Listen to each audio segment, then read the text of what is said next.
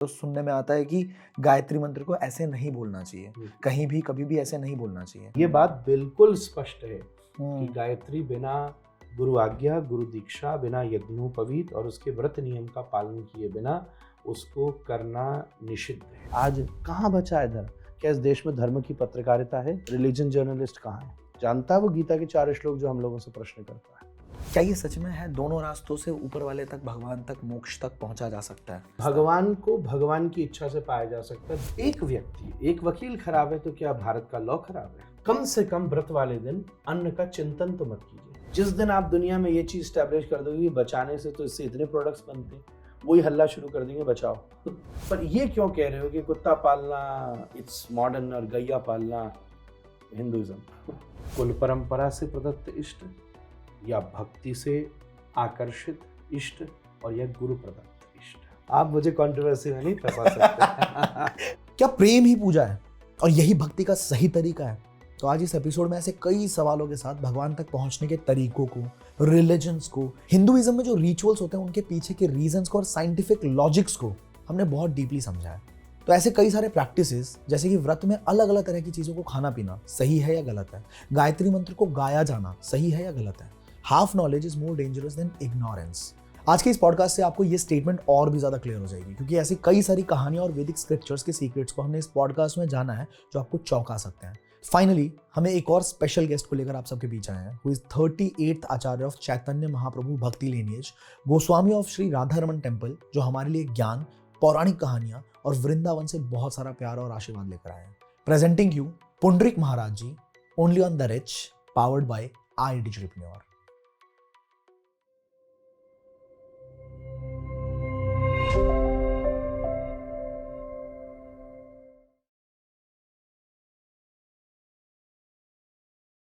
महाराज जी, बहुत बहुत स्वागत है आपका हमारे प्लेटफॉर्म पे। नमस्कार, राधे राधे। नमस्कार, राधे राधे। तो इंट्रो में आपके बारे में काफ़ी चीज़ें हमने ऑलरेडी शेयर करी, ऑडियंस को पता है, पर मैं जानना चाहता हूँ पर्सनली, और ऑडियंस भी जानना चाहती है कि शुरुआत कैसे हुई आपकी, एकदम जर्नी की शुरुआत। मतलब जैसा कि हमें पता लगा अभी बातों बातों में कि तीसरी पीढ़ी हैं आप, जो भी आप कर रहे हैं उन सब के अंदर। तो एज अ चाइल्ड कैसे आप इन्फ्लुएंस और इंक्लाइन हुए स्पिरिचुअल जर्नी की तरफ? तो मेरी शुरुआत हुई आज से 5000 साल ओह, पहले। जब भगवान श्री कृष्ण ने इस धरती में प्रकट होकर के ब्रह्मा जी को अपना प्रथम उपदेश दिया, तब से मेरी गुरु परंपरा का प्रारंभ हुआ और उसने एक चरम पाया जब इस परंपरा में चैतन्य महाप्रभु का प्राकट्य हुआ और वृंदावन में राधारमण जी का प्राकट्य हुआ। हमारी प्रज्ञा या वो जो ज्ञान प्रदीप पुरा जो इनहेरिटेंस है इस अनुभव और ज्ञान के संपत्ति की, वो इतने हजारों वर्षों से उतरती आ रही है। और मेरी आयु के हिसाब से अगर आप बातचीत करें तो मुझे ऐसा लगता है कि चिड़िया का बच्चा उड़ने के लिए पैदा होता है, सही कह रहे हैं। मछली का बच्चा तैरने के लिए पैदा होता है, एक व्रजवासी कृष्ण के लिए ही पैदा होता है। क्या बात है, क्या बात है। ब्रजवासियों में, मतलब जितने भी लोगों से आज तक मेरी बात हुई है, तो एक चीज देखने को मिलती है कि वो पूजा नहीं करते, वो प्यार करते हैं, वो सखा मानते हैं कृष्ण को अपने। तो क्या यही एक्चुअल में पूजा है कि आप भाव, जिस तरह से आप प्यार करते हैं, राम जी लक्ष्मण जी के बीच में जो प्यार था, यशोदा माँ और कृष्ण जी के बीच में जो प्यार था, तो क्या प्यार का मतलब ये पूजा, पहले उसी तो का मतलब है भक्ति? दोनों चीजें स्वतंत्र विभाग की है, दो की मिलाने की कोई आवश्यकता नहीं है। पूजा जो है वो एक आदर संबंधी विषय है। पूजा का मतलब है भारतीय रूप से किसी भी तत्व में भगवान को देखकर उसका सम्मान करना। किसी भी साधन में भगवान का आवाहन करके उसका आराधन करना पूजा। एक सुपाड़ी में गणेश जी का आवाहन करके उसका आराधन करना पूजा है। ये एक भिन्न कार्य है, एक भिन्न संदर्भ है, दो रास्ते। अब आप मुझसे पूछो मेट्रो में चलना है कि ट्रेन में, तो ये दो भिन्न साधन है, पहुंचना तो वहीं पे है। दोनों अलग अलग रास्ते हैं, इसलिए उसके मिलान की कोई आवश्यकता नहीं है। प्रेम संबंध है, पूजा क्रिया है। पूजा आराधन की व्यवस्था है, साधन है। प्रेम जो है वो तो मन का भाव है। और निश्चित रूप से व्रजवासी उसे नहीं कहते जो भगवान से प्रेम करता है। दुनिया की सबसे अज्ञानपूर्ण बात है। हाँ, वो कुछ नहीं जाना। व्रजवासी उसको नहीं कहते जो भगवान से प्रेम करता है। व्रजवासी उसको कहते जिससे भगवान प्रेम करता है। अरे यन्मित्रम परमानंदम पूर्णम ब्रह्म सनातनम, श्रीमद् भागवत का श्लोक है। श्री कृष्ण कह रहे हैं व्रजवासी वल्लभ सदा मेरे प्राणाधार। कृष्ण बोले ब्रजवासी तो ब्रज छोड़ के ही नहीं गए, नहीं तो कृष्ण के पीछे जाते ना द्वारिका तक। ब्रजवासी तो ब्रज छोड़कर ही नहीं गए। कृष्ण जन्म लेते ही भागे ब्रजवासियों के पास, क्योंकि उनके पास शुद्ध प्रेम है और परमात्मा प्रेम के पीछे दौड़ता है। ब्रह्मांड में क्या नहीं है जो प्रेम के पीछे नहीं दौड़ता है।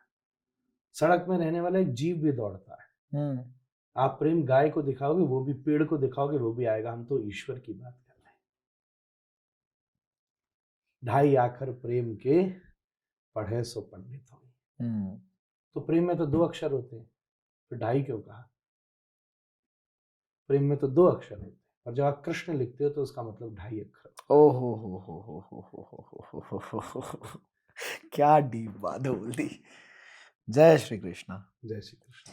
आपने 2 रास्तों की बात की। यहाँ से कंट्रोवर्शियल बात है, अगर आप चाहो तो मैं करूँ। हाँ करो करो। पक्का करूँ? अरे जबरदस्त करो। आप चाहते हो मैं कंट्रोवर्शियल बात करूँ? क्योंकि अचानक याद आया मुझे कुछ। करो करो। कुछ टाइम पहले शॉर्ट्स के अंदर ये चीज़ देखी गई कि एक मतलब एक कम्युनिटी है, आप समझ जाएंगे, अगर इशारों में मैं बोलूंगा तो आप समझ जाएंगे, मैं नाम नहीं लेना चाहूंगा।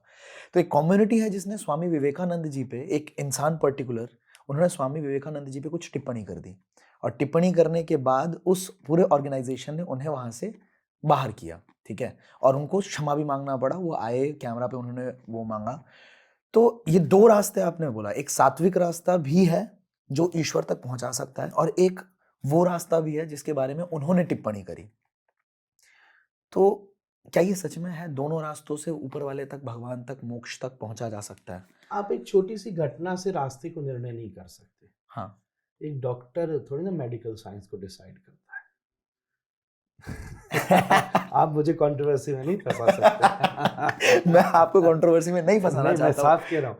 एक व्यक्ति, एक वकील खराब है तो क्या भारत का लॉ खराब है? हाँ। एक व्यक्ति का खराब नहीं है, एक व्यक्ति ने अपने अनुभव से बात कही। हाँ। तो महात्मा गांधी के लिए इस देश में विभिन्न अनुभव हैं। महात्मा गांधी को लेकर के भी कुछ 2 लोग मत हैं। बिल्कुल बिल्कुल। भगत सिंह को लेकर महात्मा गांधी के समय 2 मत थे। तो भगवान को लेके भी लोगों के, भगवान को, रामकृष्ण को लेकर इस देश में 2 मत हैं। एक जमाना था जब ये हरे कृष्ण मंत्र है ना, तो राम भक्त कहते थे पहले हरे राम बोलो, और कृष्ण भक्त कहते थे हरे कृष्ण बोलो। तो ये तो देश की ब्यूटी है, डाइवर्सिटी है। आज के समय ना छोटी सी क्लिप्स की वजह से किसी का चरित्र चित्रण नहीं करना चाहिए। अरे सही बात। छोटी सी बात में हम व्यक्ति को समझ लें। और बड़ी बात यह है कि हो सकता है कि किस चीज को कहाँ कैसे फ्रेम किया गया। ऐसा हुआ, एक संत, एक व्यक्ति महात्मा बैठा था, और सामने एक व्यक्ति आया, उसको बड़ा बुरा कहता रहा, संत सुनता रहा। उसी समय क्या हुआ कि उसने उसकी गुरु के बारे में कुछ कहा, और जब गुरु के बारे में कुछ कहा तो संत को आया कि अब तो मैं नपुंसक तो हूं नहीं। वो जब पकड़ के उसके गाल पे एक जमा, और जैसे ही गाल पे जमा उसी समय हम और आप पहुंच गए वहां। हम बोले यार ये संत कैसे मार कैसे रहा है, ये तो संत ही नहीं लगता मुझे। इसलिए हमने तो उतना सही देखा ना। किसी के चरित्र चित्रण को नहीं कर सकती। अच्छी चीज ये है कि किसी एक संस्था ने अगर कि उनके संदर्भ में कुछ कहा, उसने तुरंत क्षमा मांग ली, विरोध नहीं किया, संस्था ने स्वीकार कर लिया, सामने वालों ने उसके प्रति टिप्पणी जताई, बड़ी अच्छी बात।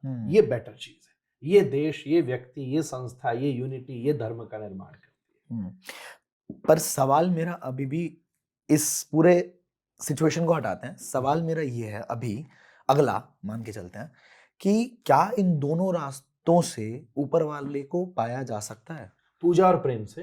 पूजा और प्रेम नहीं, हाँ। एक सात्विक रास्ता और एक तामसिक रास्ता। भगवान को भगवान की इच्छा से पाया जा सकता है। धरती का कोई रास्ता नहीं जो भगवान को मिला। क्या बात है।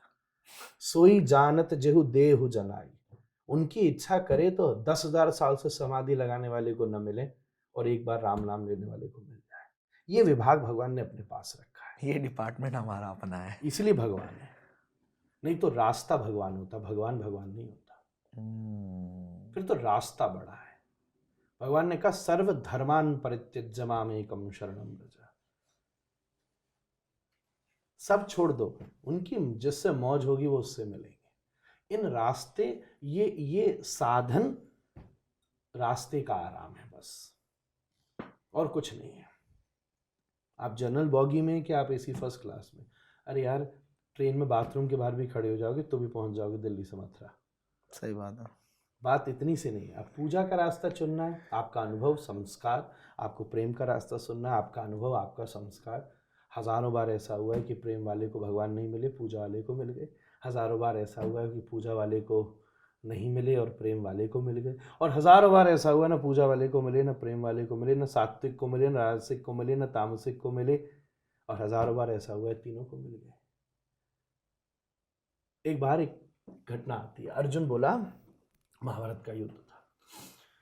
अर्जुन बोला, कृष्ण कहाँ थे आप आज युद्ध में? सब पहुंच गए, आप पहुंचे नहीं। तो कृष्ण हाँफते हुए भागते आए और बोले, मैं एक मेरा शिष्य है, एक भक्त है, उसके पास था मैं।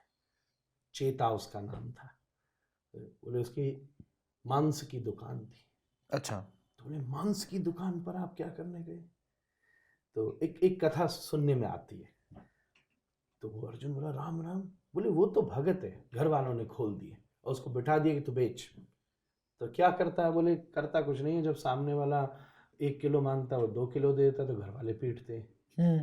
और जब कोई 1 किलो मांगता है आधी किलो दे देता है तो ग्राहक पीटता है। तो बोले आप क्या करने गए थे? बोले मैं उसकी तराजू का बाट बनने गया था। ओह।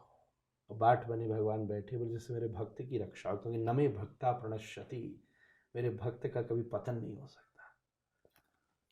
तो साथ बैठे कृष्ण, अर्जुन ने रियलाइज किया, मुझे तो लगा मुझसे बड़ा भक्त कोई नहीं है, ये तो उससे भी आगे निकल गया। मैं एक बात आपसे बात की कहूँ, सुंदर अनुभव की कहूँ, प्लीज। पूजा करो मत करो, प्रेम करो चाहे मत करो, कुछ भी करने का अभिमान मत करो। ये रास्ता है भगवान पर जाने का। भागवत में गोपियां कृष्ण के साथ नाच रही थी और उनके मन में विचार आ गया, हमारा भाग्य तो देखो, जो जिसके इशारे से दुनिया नाचती है वो हमारे साथ नाच रहे। कृष्ण चले गए।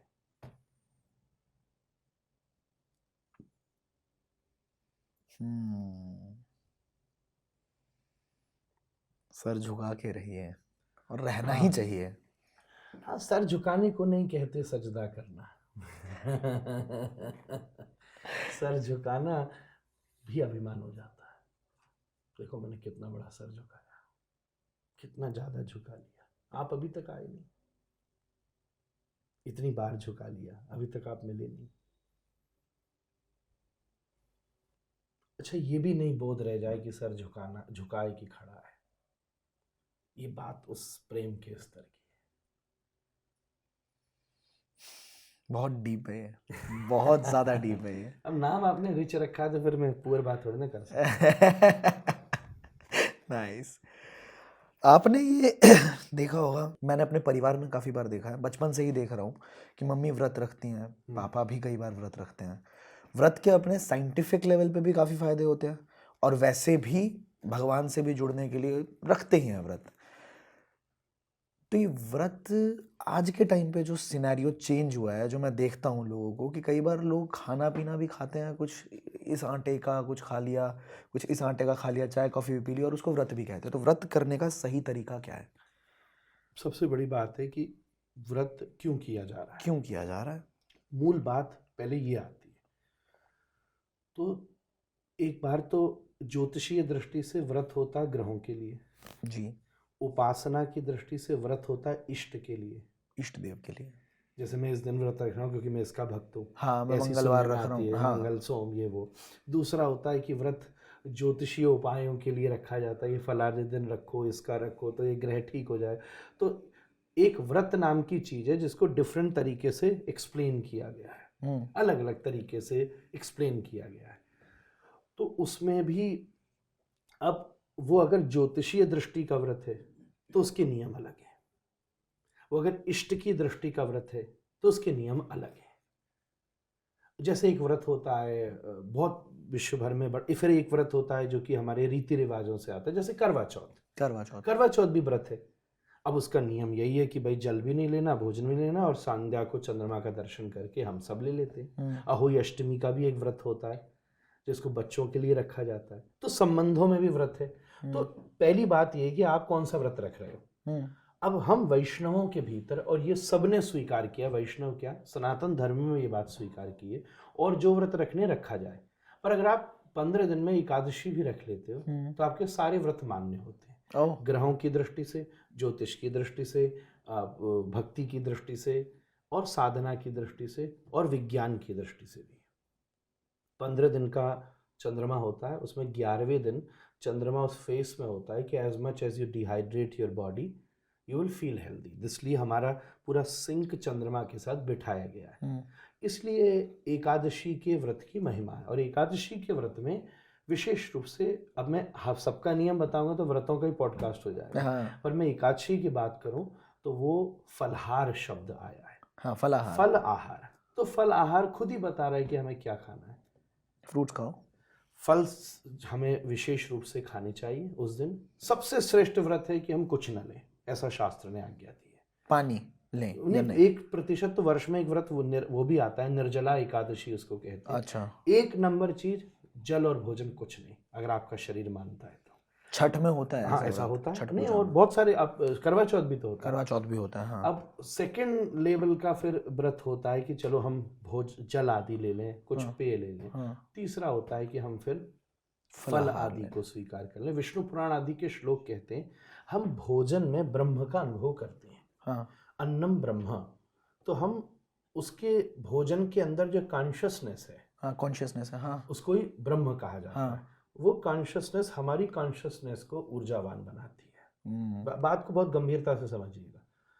हमारा जो स्वाद है वो जीव को तृप्त करता है, जो न्यूट्रिशंस हैं वो हमारे शरीर को तृप्त करते हैं। उसके बाद में जो उसमें इमोशन है वो हमारे रिलेशनशिप को ठीक करते हैं, ठीक है। उसके बाद में जो उसमें ब्रह्म है, जो कॉन्शियसनेस है, वो हमारी कॉन्शियसनेस को अपलिफ्ट करती है। इसलिए पुरानी बात है, जैसा अन्न वैसा मन।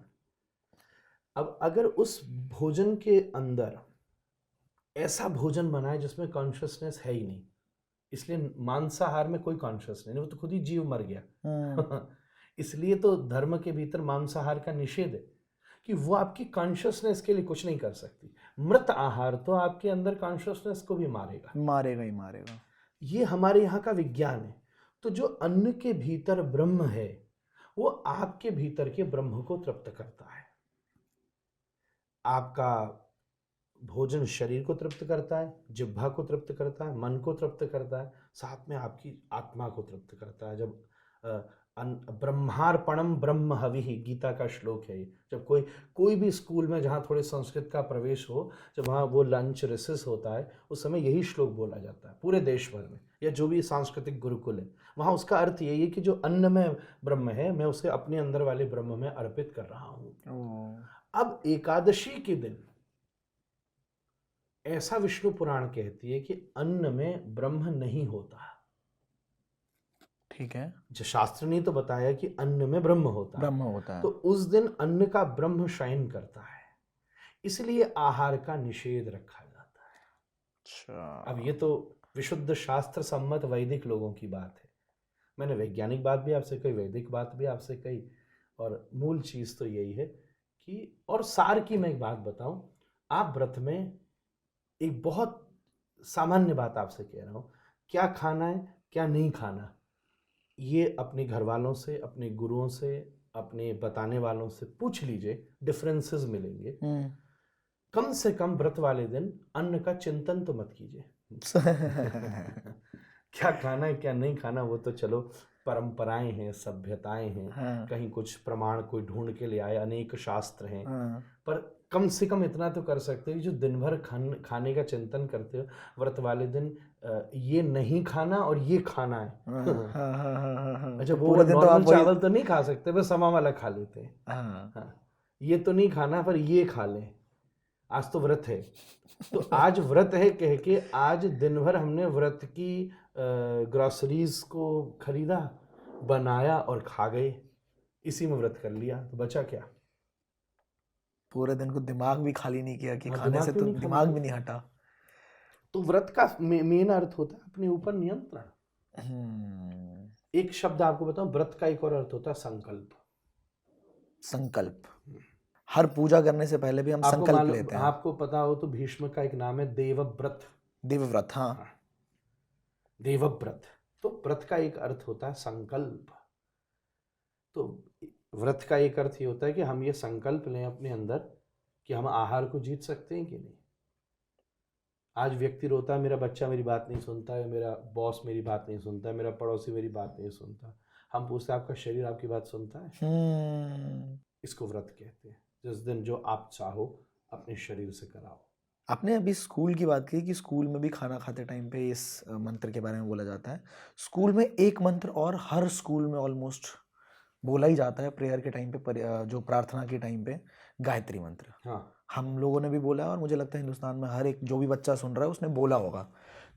और फिर जब हम आज के टाइम पे कुछ पॉडकास्ट देखते हैं, कुछ लोगों को सुनते हैं, तो सुनने में आता है कि गायत्री मंत्र को ऐसे नहीं बोलना चाहिए, कहीं भी कभी भी ऐसे नहीं बोलना चाहिए।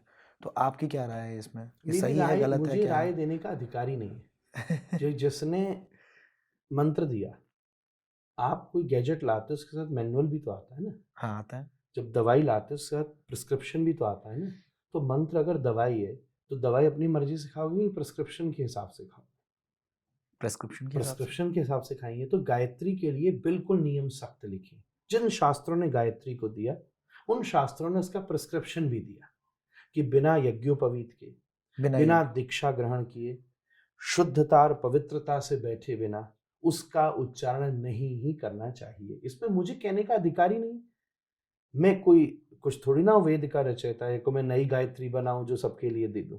ये फिर हमारे मनगढ़ंत व्यवहार है, हमारे शास्त्र के प्रति हमारा अज्ञान है, या हम उसको नास्तिक मानेंगे। नास्तिक उसको कहते जो, नास्तिक उसको नहीं कहते जो भगवान को नहीं मानता ना, आस्तिक उसको कहते जो वेद को मानता। आस्तिको वेद संपन्नः, ये शास्त्र का शब्द है। कितने सारे हमारे शास्त्र हैं जो भगवान की चर्चा भी नहीं करते फिर भी शास्त्र में आते हैं क्योंकि वो वेद सम्मत है। तो अगर आप मनगढ़ंत व्यवहार करेंगे तो फिर हम आपको आस्तिक स्वीकार नहीं कर सकते। हर मंत्र का एक विधान है। तो गायत्री मंत्र को सुबह मैंने देखा है। इनफैक्ट मैं जब कुछ समय 1-2 साल किसी एक स्कूल में था तो मैं भी वहाँ ये चीज़ देखता था। इवन प्रेयर्स में लोग कई बार शूज भी पहन के असेंबली में खड़े हैं। हाँ, हमेशा। और खड़े हैं और उसी बीच में उन्होंने इसको बुलवाना शुरू किया। तो ये अच्छी बात ऐसी थी कि मैंने 1-2-3-4 दिन देखा, मुझे बल नहीं आया, मैं नहीं बोलता था, बिल्कुल नहीं बोलता था खड़े होकर, क्योंकि मेरे गुरुओं ने मुझे संस्कार दिया था। तो फिर मैंने एक दिन अवसर लेकर अपने कुछ ग्रंथ साहित्य पुस्तकों को लेकर के अपने प्रिंसिपल महोदय से मुलाकात की और मैंने उनसे ये सब शास्त्रों का तथ्य रखा। उन्होंने इस चीज़ को स्वीकार भी किया, पर फिर बाद में ये भी बोले कि आजकल सब सिस्टम मैनेजमेंट ऐसा होता है, मैं उसमें ज़्यादा कुछ कर नहीं सकता, पर मैं तेरी बात से सहमत हूँ क्योंकि शास्त्र सामने रखे। तो जिन शास्त्रों ने, जिन गुरुओं ने बच्चों को, स्कूलों को इसके विषय में बताया, वो इसको भी बता। नहीं तो दवाई तो उल्टा काम भी कर सकती है। उल्टा काम भी कर सकते। आज हम मंत्र बोलने के बाद भी अगर मेडिटेशन नहीं कर पा रहे, हमारा स्कूल में कंसंट्रेशन नहीं हो पा रहा, गायत्री तो आपके दिमाग को खोल देता है। खोल देता है। तो अगर वो नहीं खोल रहा है इसका मतलब आप दवाई ठीक से नहीं ले रहे हो और उसका विकार यही है। और मैं ये भी नहीं कहूँगा कि उसमें उनका कोई दोष है। उनका क्या ही दोष उनका है, क्या करवाया जा रहा है, करवाया जा रहा है। नहीं, बच्चों का, मैनेजमेंट का, स्कूल का, या ये बात फेमस हो गई है, प्रसिद्ध हो गई है। आज एल्बम्स में, यूट्यूब में जबकि आप सुनाइए, लोग घर में बिना नहाए बैठे हैं, बाथरूमों में घूम रहे हैं और बड़ी जोर जोर से टेप पर गायत्री मंत्र बज रहा है। तो ये तो आजकल इतना कमर्शियल सिस्टम हो गया कि उसके महत्व को व्यक्ति ने जानना ही बंद कर दिया। पर यह बात बिल्कुल स्पष्ट है कि गायत्री बिना गुरु आज्ञा, गुरु दीक्षा, बिना यज्ञोपवीत और उसके व्रत नियम का पालन किए बिना उसको करना निषिद्ध है। इसके बुरे इफेक्ट क्या हो सकते हैं? आपको मतलब अंदाजा है या पता है? बुरे इफेक्ट बहुत सारे हो सकते हैं, हर व्यक्ति के अनुसार हो सकते हैं जी। हर व्यक्ति के अनुसार हो सकते हैं। आपकी एक दवाई आप पे कितना रिएक्ट करेगी, आपकी इम्यूनिटी पे डेवलप करता है। तो मैं तो यही कहूँगा, अगर किसी की व्यक्ति के जीवन में संस्कार बहुत अच्छे हैं, वो किसी इष्ट के प्रति बहुत ज़्यादा समर्पित है, तो गायत्री उसकी भक्ति को देखकर उसको क्षमा भी कर सकती है। पर भूल तो वो कर रहा है। अगर वो शुद्धता से नहीं ले रहा, उसमें वर्णाश्रम का भी पालन होना है, वहाँ दीक्षा भी ग्रहण करनी है, तो गायत्री के लिए बिल्कुल नियम सख्त लिखे। शुद्धता और पवित्रता से बैठे बिना उसका उच्चारण नहीं ही करना चाहिए। तो इस वजह से अब वो वहाँ गायत्री बोल रहे हैं, तो सबसे बड़ा प्रभाव तो उस समय उनकी कंसंट्रेशन पर ही पड़ता है। और आज ये हर स्कूल की एक यूनिवर्सल प्रॉब्लम है। किसी भी स्टूडेंट को पहला प्रश्न कीजिए, तेरी लाइफ में क्या प्रॉब्लम है, बोले मैं कंसंट्रेट नहीं कर पाता। तो मैं तो यही कहूँगा, याद नहीं रहता। हाँ, मैं जो पढ़ता हूँ वो याद नहीं स्मरण शक्ति, ये सब गायत्री के साइड इफेक्ट्स ही। मैं ये भी पूछना चाहता हूँ आपसे, मुझे पता है, ये 100% पता है कि हमारे ऑडियंस को और भारत में बहुत सारे लोगों को 90% लोगों को ये भी नहीं पता होगा, क्योंकि मुझे भी काफ़ी टाइम तक नहीं पता था कि गायत्री माँ है कौन और गायत्री मतलब क्यों इतना पावरफुल है। मतलब कहते हैं ना कि गायत्री मंत्र ही क्यों इतना पावरफुल है। ऐसा है कि ब्रह्मांड का सबसे बड़ा पावरफुल मंत्र गायत्री है। वो उसको वेद की माता कहा जाता है, वेदों की माँ। वेदों की माँ। और इसके कई सारे स्वरूप हैं। एक गायत्री छंद को भी कहते हैं। छंद का मतलब मीटर, मीटर का मतलब जिस तहजीब से श्लोक बोला जाए उसको छंद कहा जाता है। अच्छा। जैसे मंत्र है, आप कोई वेद की श्रुति बोलिए, मैं इस परिवेश में वेद का मंत्र नहीं कह सकता, पर जैसे आपने देखा हो कई श्लोक होते 2 लाइन के, कई श्लोक होते 4 लाइन के, कई सारे श्लोक हैं, हाँ। 2 लाइन के, 4 लाइन के, तो ये उनके बोलने का, उनको छंद का अंतर कहते हैं। हाँ। ऐसे ही गायत्री एक छंद का नाम भी है। अच्छा। गायत्री एक मंत्र का नाम भी है और गायत्री एक देवी का नाम भी है। ये 3 विभाग है गायत्री के। तो वही देवी मंत्र के रूप में उस छंद से प्रकट होती है। फिर वही एक देवी गायत्री जो है वो ब्रह्मा जी की पत्नी भी है, जिनको हम पुष्कर की तरफ अगर हम जाएं तो गायत्री और सावित्री का स्थान है, जहाँ ब्रह्मा जी ने बहुत बड़ा यज्ञ का आयोजन किया था। वहाँ की ये कथा बहुत विशेष रूप से प्रसिद्ध है, क्योंकि सावित्री ऊपर पर्वत पर समय ले रही थी। अभी भी आप पुष्कर जाइए तो सावित्री ऊपर बैठी और यज्ञ के मुहूर्त निकल रहा था, तब आपने गायत्री को प्रकट किया, गायत्री विराजमान हुई और ब्रह्मा जी ने गायत्री को, ब्रह्मा जी कौन है, जो वेदों के अधिष्ठाता, उनके एक हाथ में आप देखते हैं वेद ही है, वेद होते हैं। तो उन्होंने संपूर्ण वेद की ऊर्जा उस गायत्री को प्रदान कर दी, उसी कृतज्ञता के रूप में। फिर एक गायत्री मंत्र रूप में कब प्रकट हुई, जब विश्वामित्र जी ने घोर तपस्या की और विश्वामित्र जी ने गायत्री मंत्र को प्रकट किया कि मैं ब्रह्मर्षि हो जाऊं, ब्रह्मर्षि हो जाऊं, ब्रह्मर्षि हो जाऊं, तब भी वो गायत्री का प्राकट्य हुआ। इसलिए ये बहुत ऊर्जावान मंत्र है और उसका प्रभाव ही तभी पड़ सकता है जब उसको पूर्ण विधि से लिया जाए। ऐसा भी सुनने में आता है कि स्त्रियों को उसको नहीं लेना चाहिए। मैं उसको ये मेरी उसके प्रति टेक ऐसा है क्योंकि वो खुद ही गायत्री है। तो एक एनर्जी, नॉर्थ पोल और नॉर्थ पोल तो रिपेल करती है ना एक दूसरे को, तो हर एक मंत्र के किसी स्पेसिफिक लोगों के लिए आवश्यकता है। वो तो स्त्री तो खुद ही गायत्री है, उसको क्या आवश्यकता है, वो अपने आप को डाउनग्रेड करेगी। इसलिए शास्त्रों में इन नियमों को स्थापित किया गया। तो जब जो गायत्री है वही ब्राह्मणत्व है। जब कोई गायत्री को प्राप्त करता है, जन्म से किसी का ब्राह्मणत्व नहीं आता, जब कोई गायत्री प्राप्त करता है तभी उसको ब्राह्मणत्व की प्राप्ति होती है। ब्राह्मण शब्द किसको कहते हैं, जो ब्रह्म जानाति, ब्रह्म को जो जान ले उसको ब्राह्मण कहते हैं। ब्रह्म शब्द के 2 अर्थ होते हैं। एक ब्रह्म शब्द होता है जो कि कॉन्शियसनेस को कहते हैं, ईश्वरीय सत्ता को ब्रह्म कहते हैं, और दूसरा ब्रह्म वेद को कहते हैं। आज ब्राह्मण ने अपने लिए क्या छोड़ा, कृषि भी नहीं छोड़ी, व्यापार भी नहीं छोड़ा, रक्षा भी नहीं छोड़ी। ब्राह्मण 2 काम कर सकता है, या तो पढ़ा सकता है या भीख ले सकता है। ये शास्त्रों की आज्ञा है। तीसरा काम अगर वो शुरू कर दे तो उस दिन से उसको ब्राह्मण कहना शास्त्र की आज्ञा नहीं है। तो जब इतनी त्याग से युक्त कोई ब्राह्मण है और फिर समय के अनुसार उसका समय समय पर शोषण हुआ है, तो फिर कैसे काम चलेगा। यज्ञोपवीत जो होता है जनेऊ, उसको हम बोलते हैं, तो क्या यही कारण है कि आपने जैसे बोला कि गायत्री नारी ना ही पढ़े तो ही अच्छा है, क्योंकि वो खुद ही एक शक्ति है, तो उनको शक्ति की, क्या यही कारण है कि यज्ञोपवीत नारी का नहीं होता, मतलब सिर्फ हाँ, क्योंकि उसके पीछे एक ऐतिहासिक, एक पौराणिक कारण। एक चीज मुझे ये बताइए हाँ, कि एक पुरुष फ्रॉक क्यों नहीं पहनता? क्योंकि बहुत बुरा लगेगा।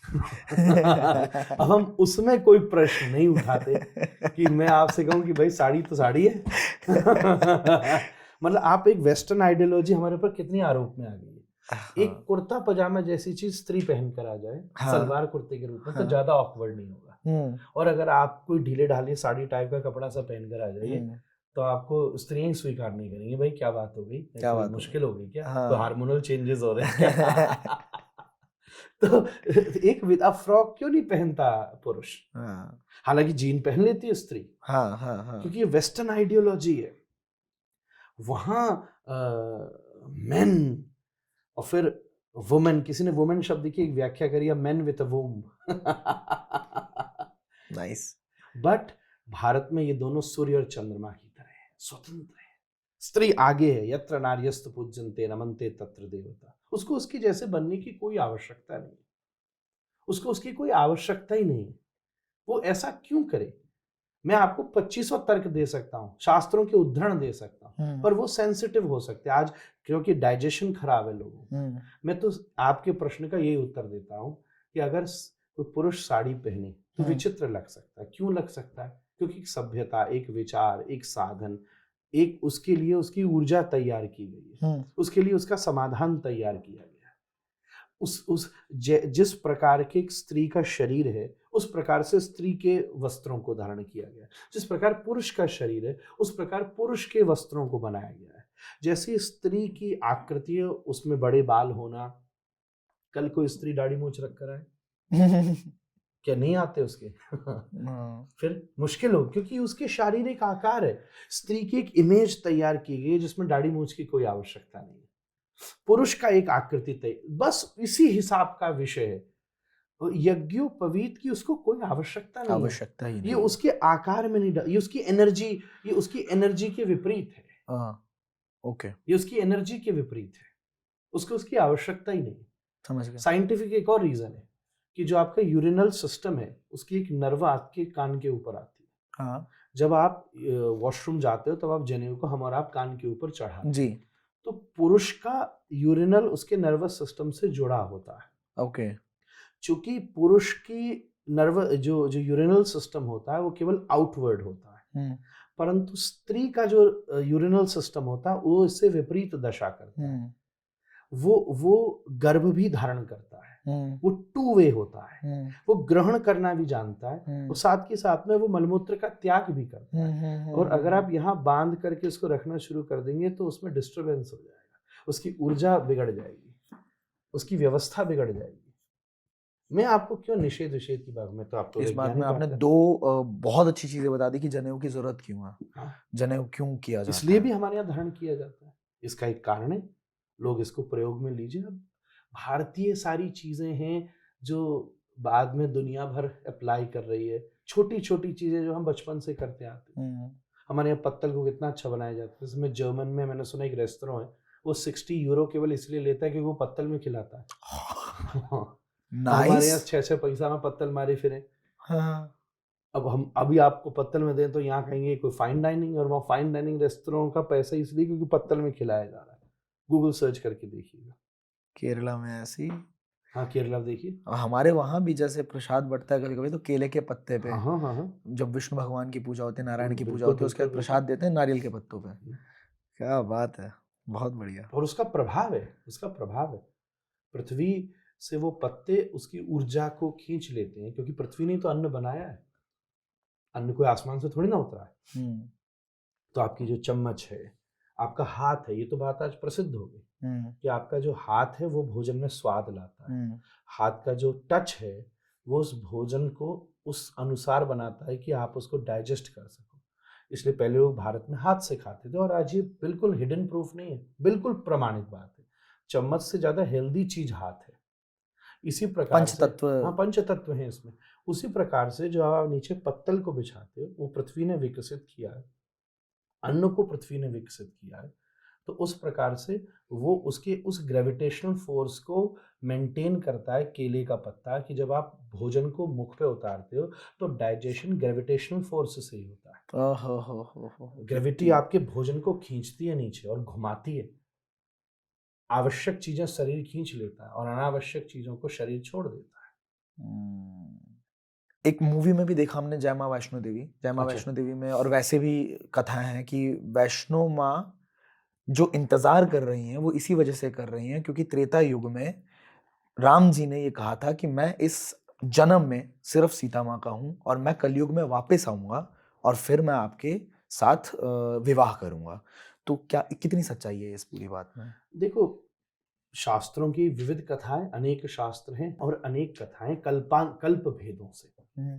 एक चीज आप ये समझिए, क्योंकि मेरे सामने बहुत सारे अलग अलग पॉडकास्ट और अलग अलग बातचीतों में भी प्रश्न आते हैं कि एक चीज को लेके अनेकों कथाएं होती हैं। पूरा जो एक बात में आपके उत्तर से पहले दे दूं जो सबके लिए जानना ही जरूरी है, तो उनका बहुत सारा भ्रम दूर हो जाएगा। हाँ। एक चीज को लेके जो हजारों कथाएं निकलती है उसको लेकर जो शास्त्र का स्वरूप कैसे वर्णन किया गया है, ये बात तो हम जानते हैं कि कोई एक ब्रह्मांड तो है नहीं, इतने बड़े यूनिवर्स में ऐसा तो है नहीं कि एक ही कोई हमारी कहता है कि धरती चल अपन रही ही है। चल रहे हैं बस, और कोई है ही नहीं नहीं नहीं, दुनिया बिल्कुल में। नहीं है ऐसा। तो शास्त्र ये कहता है, ब्रह्मांड पुराण है या गर्ग संहिता जैसे हम्म। शास्त्रों में चारों प्रकार के ब्रह्मांड हैं और उसके ब्रह्मा जी भी अलग अलग है। सबके ब्रह्मा जी अलग अलग हैं। सबके ब्रह्मा जी अलग अलग है और सबके टाइम और स्पेस अलग अलग अलग चलता है। अलग चलता है। ठीक है, तो मैं आपको एक चीज बताऊं, राम जी इस समय भी लीला कर रहे हैं, कहीं और पर किसी इस और लोकेशन में space नहीं है। टाइम ये है पर ये लोकेशन ये नहीं है। किसी तीसरे ब्रह्मांड में कहीं इस समय त्रेता चल रहा है और राम वहां शबरी के बेर खा रहे हैं। कहीं चौथे ब्रह्मांड में त्रेता चल रहा है और वहां राम रावण का वध कर रहे हैं। कहीं किसी पांचवें ब्रह्मांड में, अभी तो साइंस ने कहाँ एक्सप्लोर किया, अभी तो 9 प्लैनेट्स के बाद भी कोई है या नहीं है यही नहीं मालूम है। अभी तो कहाँ एक्सप्लोर किया है। शास्त्र ने उस समय की इस तरीके की पूरी, जब आपकी कंटेम्प्रेरी हिस्ट्री पहिए बना रही थी ना, उस समय भारत की ज्योतिष मंगल और शुक्र और शनिचर की गणना कर रही थी। तुलसीदास कह चुके हैं, जुग सहस्त्र योजन पर भानु, दिल्ली होता है मधुर फल जानो। तो इस हिसाब को हमें समझना होगा। इसीलिए आश्चर्य ये होगा आपको, वाल्मीकि रामायण और रामचरितमानस में ही रामायण को लेकर कितना अंतर है, क्योंकि तुलसीदास जी जब अपनी कॉन्शियसनेस को एक्सपेंड करते हैं तो वो अपनी कॉन्शियसनेस को उस ब्रह्मांड तक ले जाते हैं जहां उस समय रामलीला कर रहे हैं। वो उस समय जो रामलीला कर रहे हैं वो रामलीला को ऑब्जर्व करके तुलसीदास लिखते हैं। आपको पता है, मैं ये बात कथाओं में कहता रहता हूँ, सूरज की रोशनी आप तक पहुंचने में लगभग 8 मिनट का टाइम लेती है। तो अगर आपकी कॉन्शियसनेस सूरज तक आगे बढ़ी तो आप उसकी रेस को, अगर आप फ्लाइट पर हो तो लैंड से पहले एक्सपीरियंस कर लोगे। हाँ जी। और ऊपर हो तो और पहले कर और लोगे। पहले कर तो लेंगे। ऐसी कॉन्शियसनेस अगर आपकी उस ऊर्जा तक पहुंच सकती है जी। तो उस हिस्ट्री को भी ग्रैस्प कर सकती है। तो वाल्मीकि जी ने उस समय जहां राम जो लीला, उन लीलाओं में थोड़ा थोड़ा अंतर भी होता है। सिचुएशन ऐसी नहीं कि फिक्स ही एक साथ ऐसी। इसीलिए हर कथा, चाहे राम की कथा हो, कृष्ण की कथा हो, समय समय पर कुछ अंतर के साथ प्रतीत होती है। ऐसे किसी एक देवी या किसी एक देवता की 50 प्रकार की कथाएं हमें मिलती हैं। हम लोग ये सोचते हैं ये तो बड़ा कंफ्यूजन है, इसीलिए क्योंकि हम इस कॉन्सेप्ट को नहीं जानते। क्या अच्छा जवाब, क्या अच्छा आंसर दिया, मतलब सच में आपने। अभी मेरे को भी क्लियर हो गया, ये सवाल मेरा भी था कि हर कथा अलग अलग क्यों होती है। यही उसका उत्तर है, यही उसकी, इसलिए सब कुछ, शब्द तो ब्रह्म है हमारे यहाँ का। शब्द जब ब्रह्म है तो ब्रह्म तक पहुंच जाता है और उसकी चेतना को उसी समय स्वीकार करके उस बात को, जैसे मैं आपसे कहूं, इस समय किसी प्लेनेट का एरिया वो होगा जहां सनराइज हो रहा होगा, इस समय किसी प्लेनेट का वो एरिया होगा जहां दोपहर हो रही होगी। हमारे विश्व में ही है, यही मैं धरती में कह रहा हूँ। हाँ, धरती में कह रहा हूँ। हाँ, आप ऑस्ट्रेलिया साइड चले जाइए तो कुछ और देख रहे होंगे। लंदन जाइए कुछ और देख रहे होंगे, अमेरिका जाइए कुछ और देख रहे होंगे, अफ्रीका जाइए कुछ और देख रहे होंगे। यही सारी सार की बात है। भगवान की लीला तो एक ही तरफ घटित हो रही है, आप अपनी लोकेशन से उसका डिफरेंट एक्सपीरियंस कर रहे हैं। तो वैष्णो देवी की ये कथा संतों ने भी सुनाई है, श्रुति परंपरा से ये कथा शुरू से चलती आ रही है। कई कथाएं श्रुति परंपरा से चल, ये पब्लिशिंग, प्रिंटिंग, ये कब से आया है? तो अब आया है हाँ, 100 100, 150 200, साल। 500, 800 यहीं से निकल करके। कोई कहते हमने उस समय किताब छाप दी, तो उस समय जैसे धर्म ग्रंथ किसी के भी छपते होंगे, बाइबल जब उस समय बनी होगी तो वो ऐसी थोड़ी ना बनी होगी। टेक्नोलॉजी तो रोज होती है, अब इस समय तो वो भी कोई नहीं खरीदा, तो पीडीएफ में पढ़ रहे हैं लोग हाँ, गीता और भागवत को। हाँ, ये भी कॉन्सेप्ट खत्म होता चले। तो सदा शास्त्र श्रुति परंपरा से, श्रुति परंपरा का मतलब आप कहना बोल सुनना, कहना हाँ, सुनना, एक कहना इंसान सुनना। तो इस क्रम से वैष्णो देवी की भी ये कथा फेमस है और बिल्कुल सत्य कथा है कि ये जो दिव्य वैष्णवी हैं, वैष्णवी देवी, ये त्रिकूट पर्वत के ऊपर विराजमान थी और उन्होंने जब साधना करी उस समय बहुत सारी भीड़ आने लगी। तो उन्होंने विचार किया कि अब मैं मोक्ष पाना चाहती हूँ, ईश्वर को पाना चाहती हूँ। तो उन्होंने उस स्थान का परित्याग किया, और क्योंकि साधक भीड़ नहीं चाहता, साधना सदा, देखो एक बात कहूँ कि प्रतिष्ठा के लिए भीड़ चाहिए, पर प्रेम के लिए 2 लोग चाहिए, और साधना के लिए अकेलापन चाहिए। तो वैष्णवी पहुंची वहां, उन्होंने विचार किया मैं रामेश्वरम में रहूं और वहां भजन करूं। तो वहां साधना में वो लग गई। जब राम जी जा रहे थे लंका की तरफ, तब आपके मन में ये खबर आई कि एक देवी यहाँ सिद्ध देवी विराजमान है, तो मैं सीता की प्राप्ति के लिए उनसे आशीर्वाद लूं, क्योंकि राम तो संतों से, देवियों से, सबसे मिलते हुए आए, जैसे शबरी से भी मिले। तो जब वहां गए और प्रणाम किया कि मैं ऐसे जा रहा हूँ, तो वैष्णवी ने कहा कि मैं पहचान गई आप कौन हैं, क्योंकि जब मैं साधना में थी तो मुझे ये बोध हो गया कि इस समय मेरे इष्ट नारायण राम के रूप में इस धरती में विराज रहे हैं, तो आप तो मेरे नारायण हैं, मैं आप में समाना चाहती हूँ। तो भगवान एकदम, राम जी बोले मैं तो आशीर्वाद लेने आया था, थोड़े वो भिन्न भाव में आ गए। तो वैष्णवी ने कहा कि, देवी ने कहा कि आप मेरी भक्ति, आपका स्वभाव है कि आप भक्त को नहीं छोड़ सकते, इसलिए आप मुझे घुमावे नहीं, मैं तो आप मुझे स्वीकार करें। तब राम जी ने कहा इस समय मैं मर्यादा पुरुषोत्तम अवतार में, तो एक काम करता हूँ कि अभी मैं सीता को ले आऊं और लौटते समय मैं आपके पास आऊंगा, और अगर आप मुझे पहचान गई तो फिर मैं आपको स्वीकार कर लूंगा। तो जब रावण का वध हुआ, राम जी वापस लौटे, तब उस समय कहते हैं कि वृद्ध का वेश धारण करके राम जी वहां से गुजरे और वैष्णवी उन्हें पहचान न सकी।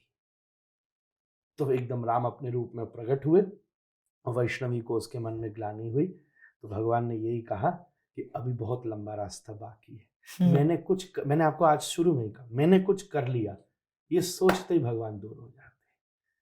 अभी आप रुको, फिर भी तुम्हारी भक्ति श्रेष्ठ है, अभी इसको और पकने दो, और बढ़ने दो, और बनने दो, फिर मैं आऊंगा कभी कल्कि के रूप में, और इस स्थान को छोड़ दो।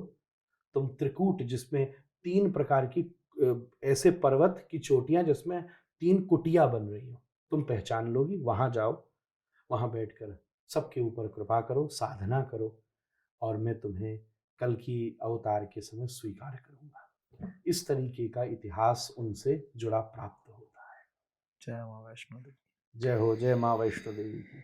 इसलिए वैष्णवी है वो, नाम ही तो वैष्णवी है। वैष्णव शब्द का मतलब होता है विष्णु की। मुझे भी अपने कुछ वक्त याद आ गए, मैं जब बहुत मतलब आज से 5-6 साल पहले बहुत जागरण थे वैष्णो देवी, सच में। मतलब वहाँ पे हम लोग घर बना के आए थे, मैं पापा मम्मी के साथ ही गया था। तो वहाँ चलते रास्ते में ना ईंट पत्थरों से घर बनाते हैं लोग, कि एक टाइम पे मेरा घर बने। उस टाइम पे हम किराए पे रहते थे, और कुछ कार्ड बिजनेस के, तो वो माँ के चरणों में छोड़ के आए थे कि माँ इसमें कामयाबी दिला देना। और वो सब अचानक से अभी याद आया, ये सब कहानी सुनते हुए, कि वो सब आज के टाइम पे सच हो चुका है। क्या बात है, नहीं उनकी कृपा है।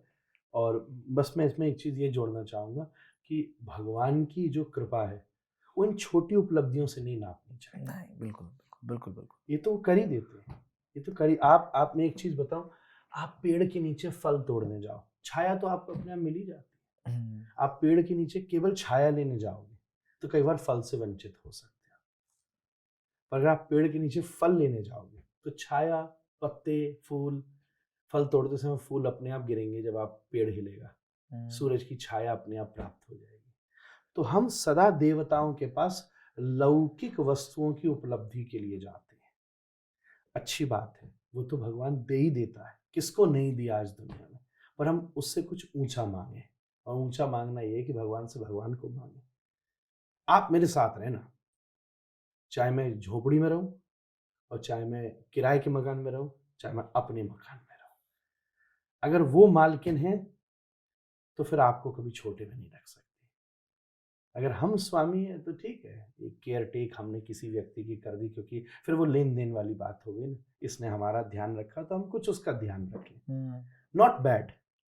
और निश्चित रूप से वैष्णो देवी ऐसी श्रेष्ठ है। नहीं, अबोधता की बात आज से 5 6 10 साल पहले की बात थी, तो उस टाइम तो आज का वक्त ऐसा है मैं जब आपको हम नहीं कभी कह भी रहा, जाते हैं। आपकी बात क्योंकि जनमानस की बात है। हाँ हाँ। आज भी बहुत सारे लोग इसीलिए वो ये सोचते हैं, ओ माँ मेरा ये काम करा दे, मैं वर्ष में 10 बार तेरा दर्शन करूँ। ये तो हम लोग व्रज में भी देखते हैं, डील कर रहे हैं, बिजनेस गिरिराज डील जी, कर रहे हैं। गिरिराज जी की 7-10 परिक्रमा लगाएंगे, हाँ। हमें जाके दर्शन दे दीजिए।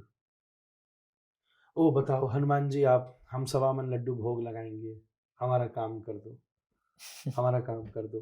क्या उनको वो जिनसे तुम मांग रहे हो उनको 1.25 लड्डू का लालच होगा?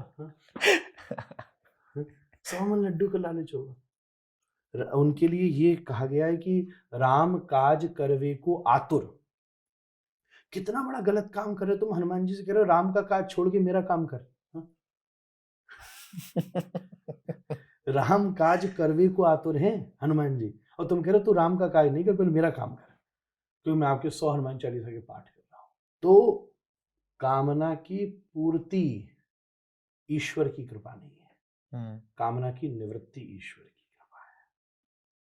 कामना से परे, हाँ, उससे परे उठ करके देखिए ना कभी। अच्छा एक चीज बताओ, कोई झोपड़ी से महल में पहुंचा तो दुख से सुख में पहुंचा, 10 साल बाद फिर से वो महल से झोपड़ी में पहुंच सकता है, तो फिर से वो सुख से दुख में पहुंच सकता है। ये ईश्वर की कृपा नहीं है। ईश्वर की कृपा ये है कि वो झोपड़ी में महल वाली मौज दे सकता है और महल में झोपड़ी वाली मौज दे सकता है। वही फकीरों ने पाई है, वही सिद्धों ने पाई है, वही मीरा ने पाई है, वही शक्कू ने पाई है, वही वही स्वामी हरिदास ने पाई है।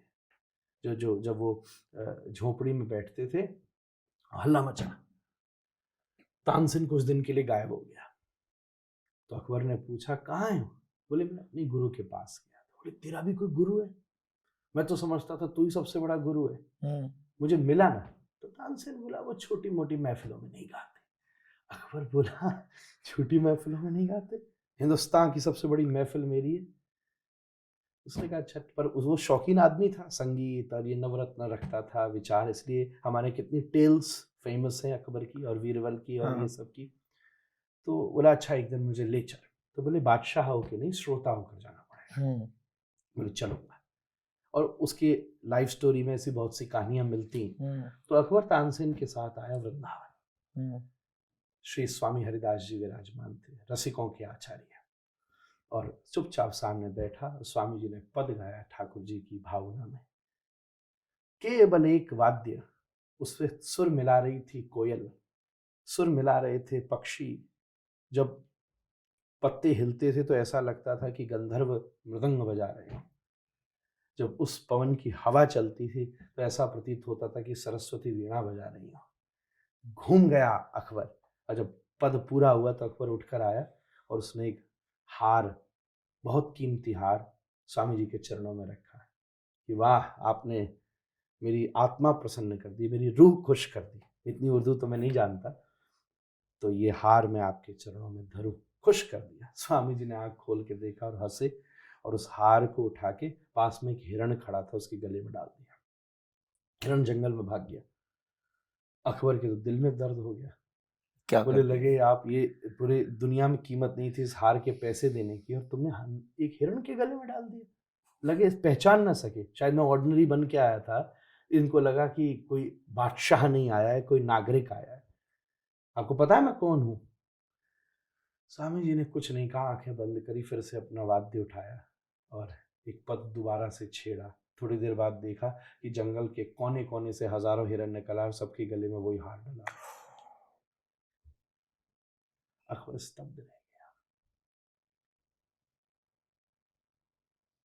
महलों में जो झोपड़ी का सुख दे दे, झोपड़ी में जो महलों का सुख दे दे, कृपा यहां तक ले जा सकती है। अपन उसको केवल एक कामना तक सीमित कर देते। भगवान ने कामना की पूर्ति के लिए आपको बुद्धि दी है, विवेक दिया है, शरीर दिया है। बल बुद्धि विद्या देहु मोहि, उससे करिए ना, हरहु कलेश विकार। उससे करिए ना। और जो उससे नहीं हो सकता उसके लिए अपनी ऊर्जा को विकसित कीजिए। पुरुषार्थ के बाद प्रार्थना की शोभा होती है।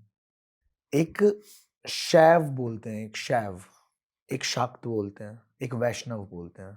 अब ये तीनों अलग अलग तरह के समाज हैं, समाज कह लो, वर्ग कह लो आप। जो वैष्णव है वो विष्णु भगवान को, नारायण की पूजा करते हैं और उनको सबसे ज़्यादा श्रेष्ठ मानते हैं। एक शाक्त है, वो शक्ति को सबसे श्रेष्ठ मानते हैं कि यही सबसे पहले आई हैं और इनके प्रभाव से ही हमारा इतना विस्तार हुआ है सनातन धर्म का। और जो शैव होते हैं वैसे तो ये सच है कि हर और हरि में फर्क करने वाले को सबसे बुरा क्या बात है, दुर्दशा हमने होने सब वाली कह दी है। हाँ, दुर्दशा होने वाली है हर और हरि के फर्क करने वाले को। लेकिन मैं चाहता हूँ कि इसके बारे में डिटेल में आप बताएं। देखिए, इतिहास में हम जाएंगे तो बहुत लंबी चर्चा है, जी। छोटा साधन नहीं है जी। पर हम इसके मैकेनिज्म को अगर समझ गए तो व्यवस्था हमारी समझ में आ जाएगी। तो मैकेनिज्म तो यही है कि जो मूल धर्म है, मूल धर्म में मुख्य भाषा, कल्चर, संस्कृति जिसको कह लीजिए, लैंग्वेज, संस्कृति, दर्शन और उपासना, ये 4 चीजें होती हैं। इवन क्रिश्चियनिटी हो, इस्लाम हो, बुद्धिज्म हो, जूडिज्म हो, हिंदुइज्म हो, सब में ये 4 विभाग बटे हैं। ठीक है, जिसमें ये 4 वस्तुएं अलग अलग हैं, उसको हम कहते हैं दूसरा धर्म है। ठीक है, जिसमें मैं बहुत ज़्यादा चला जाऊंगा तो शायद किसी को समझ में ना आवे, पर ये तो फिर ब्लैक बोर्ड लेके समझाने की चीज़ है, क्लास में बैठना पड़ेगा। ठीक है। पर आगे विषय को ले जाऊं, हाँ। तो इसमें जब हम दर्शन में हमारा कोई मतभेद नहीं है। हाँ। मतलब फिलॉसफी में हम एक्सेप्ट करते हैं हाँ। कि कर्म होता है, कि प्रारब्ध होता है, कि जो जगत है वो स्वप्नवत है, जो ईश्वर है वो सत्य है। ये सब दर्शन है, कॉन्सेप्ट्स है, फिलॉसफीज है। इनमें तो डिफरेंस अगर हो तो हम इसको कहते हैं दूसरा धर्म है। हाँ। जैसे कोई धर्म है वो मृत्यु के बाद पुनर्जन्म को नहीं मानते, ठीक तो है? हम ये कहते हैं कि अपना धर्म नहीं है। हाँ। ठीक है। हाँ। और दर्शन में एकत्व हो। हाँ। फिर दूसरे नंबर की बात आती है कल्चर में भी अंतर नहीं हो, लगभग बराबर है। भाषा में भी अंतर नहीं हो, चाहे शैव हो, शाक्त हो, वैष्णव हो, बोलते तो तीनों संस्कृत में ही है। ठीक है। अब अंतर आकर के खड़ा होता है उपासना में। तो उपासना में जैसा अपना इष्ट स्थापित होता है उसके अनुसार, उसकी रुचि, उसके स्वभाव के अनुसार कार्य करना शैव, शाक्त और वैष्णव बनाता है।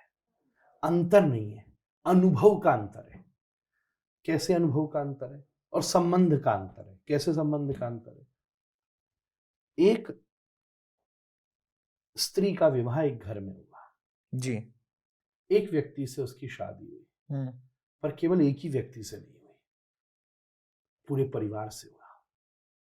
उसको सास के सामने बहू की तरह व्यवहार करना है, क्योंकि वो संबंध सास और बहू का है। उसको मतलब देवर के सामने भाभी और देवर का व्यवहार करना है, और अतिथि के सामने भिन्न व्यवहार करना है।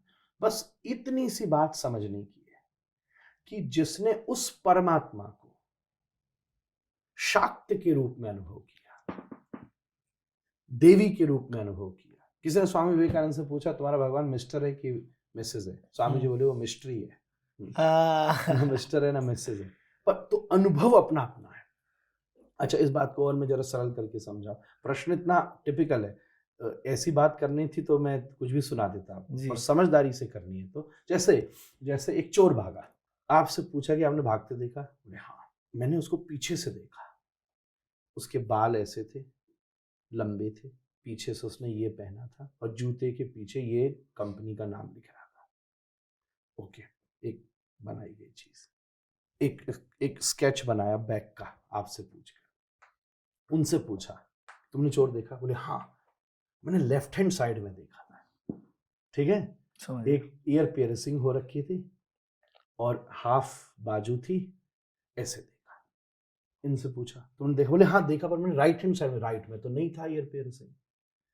वहां तो कुछ नहीं था। और मैंने तो, मेरे ख्याल से तो वो आस्तीन फुल थी, इसका मतलब यहाँ फोल्ड करी थी, यहाँ फुल थी, ठीक है। 4 अलग अलग इमेज बनाई।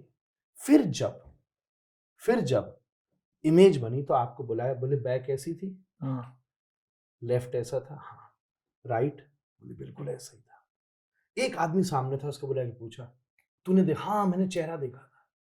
बोले बता। तो उसने एक स्केच बनाया, वो सामने वाले आदमी को बुलाया, बोले चेहरा ऐसा था, बोले बिल्कुल ऐसा ही था। अब जब आदमी को पकड़ा जाएगा तो बैक आपसे ही पूछी जाएगी, आप चेहरा तो जानते नहीं हो। लेफ्ट उसी से पूछा जाएगा, राइट उसी से पूछा जाएगा, फेस उसी से पूछा जाएगा। ऐसे ही एको हम बहुश्याम, ईश्वर की सत्ता बिल्कुल एक है, मैं एक हूं, भगवान एक है। किसी ने एक डायमेंशन से देखा तो कहा मैं शाक्त हूं, किसी ने एक डायमेंशन से देखा तो कहा मैं शैव हूं, और जिसने चेहरा देखा वो बोला मैं राधा रमन लाल हूं। अब चेहरा अपने अपने हिसाब का है, बस कॉन्सेप्ट ये है। और इंसान के 4 डायमेंशन होते हैं ना, उनके तो करोड़ों डायमेंशन है। खरबों अरबों ये नयति नेति नेति नेति क्या वेद बात। पुकारे, नेति नेति वेद पुकारे। तो मैं आपको बोला, मैं कॉन्सेप्ट ये है, उसके अनुसार उसका अनुभव बना।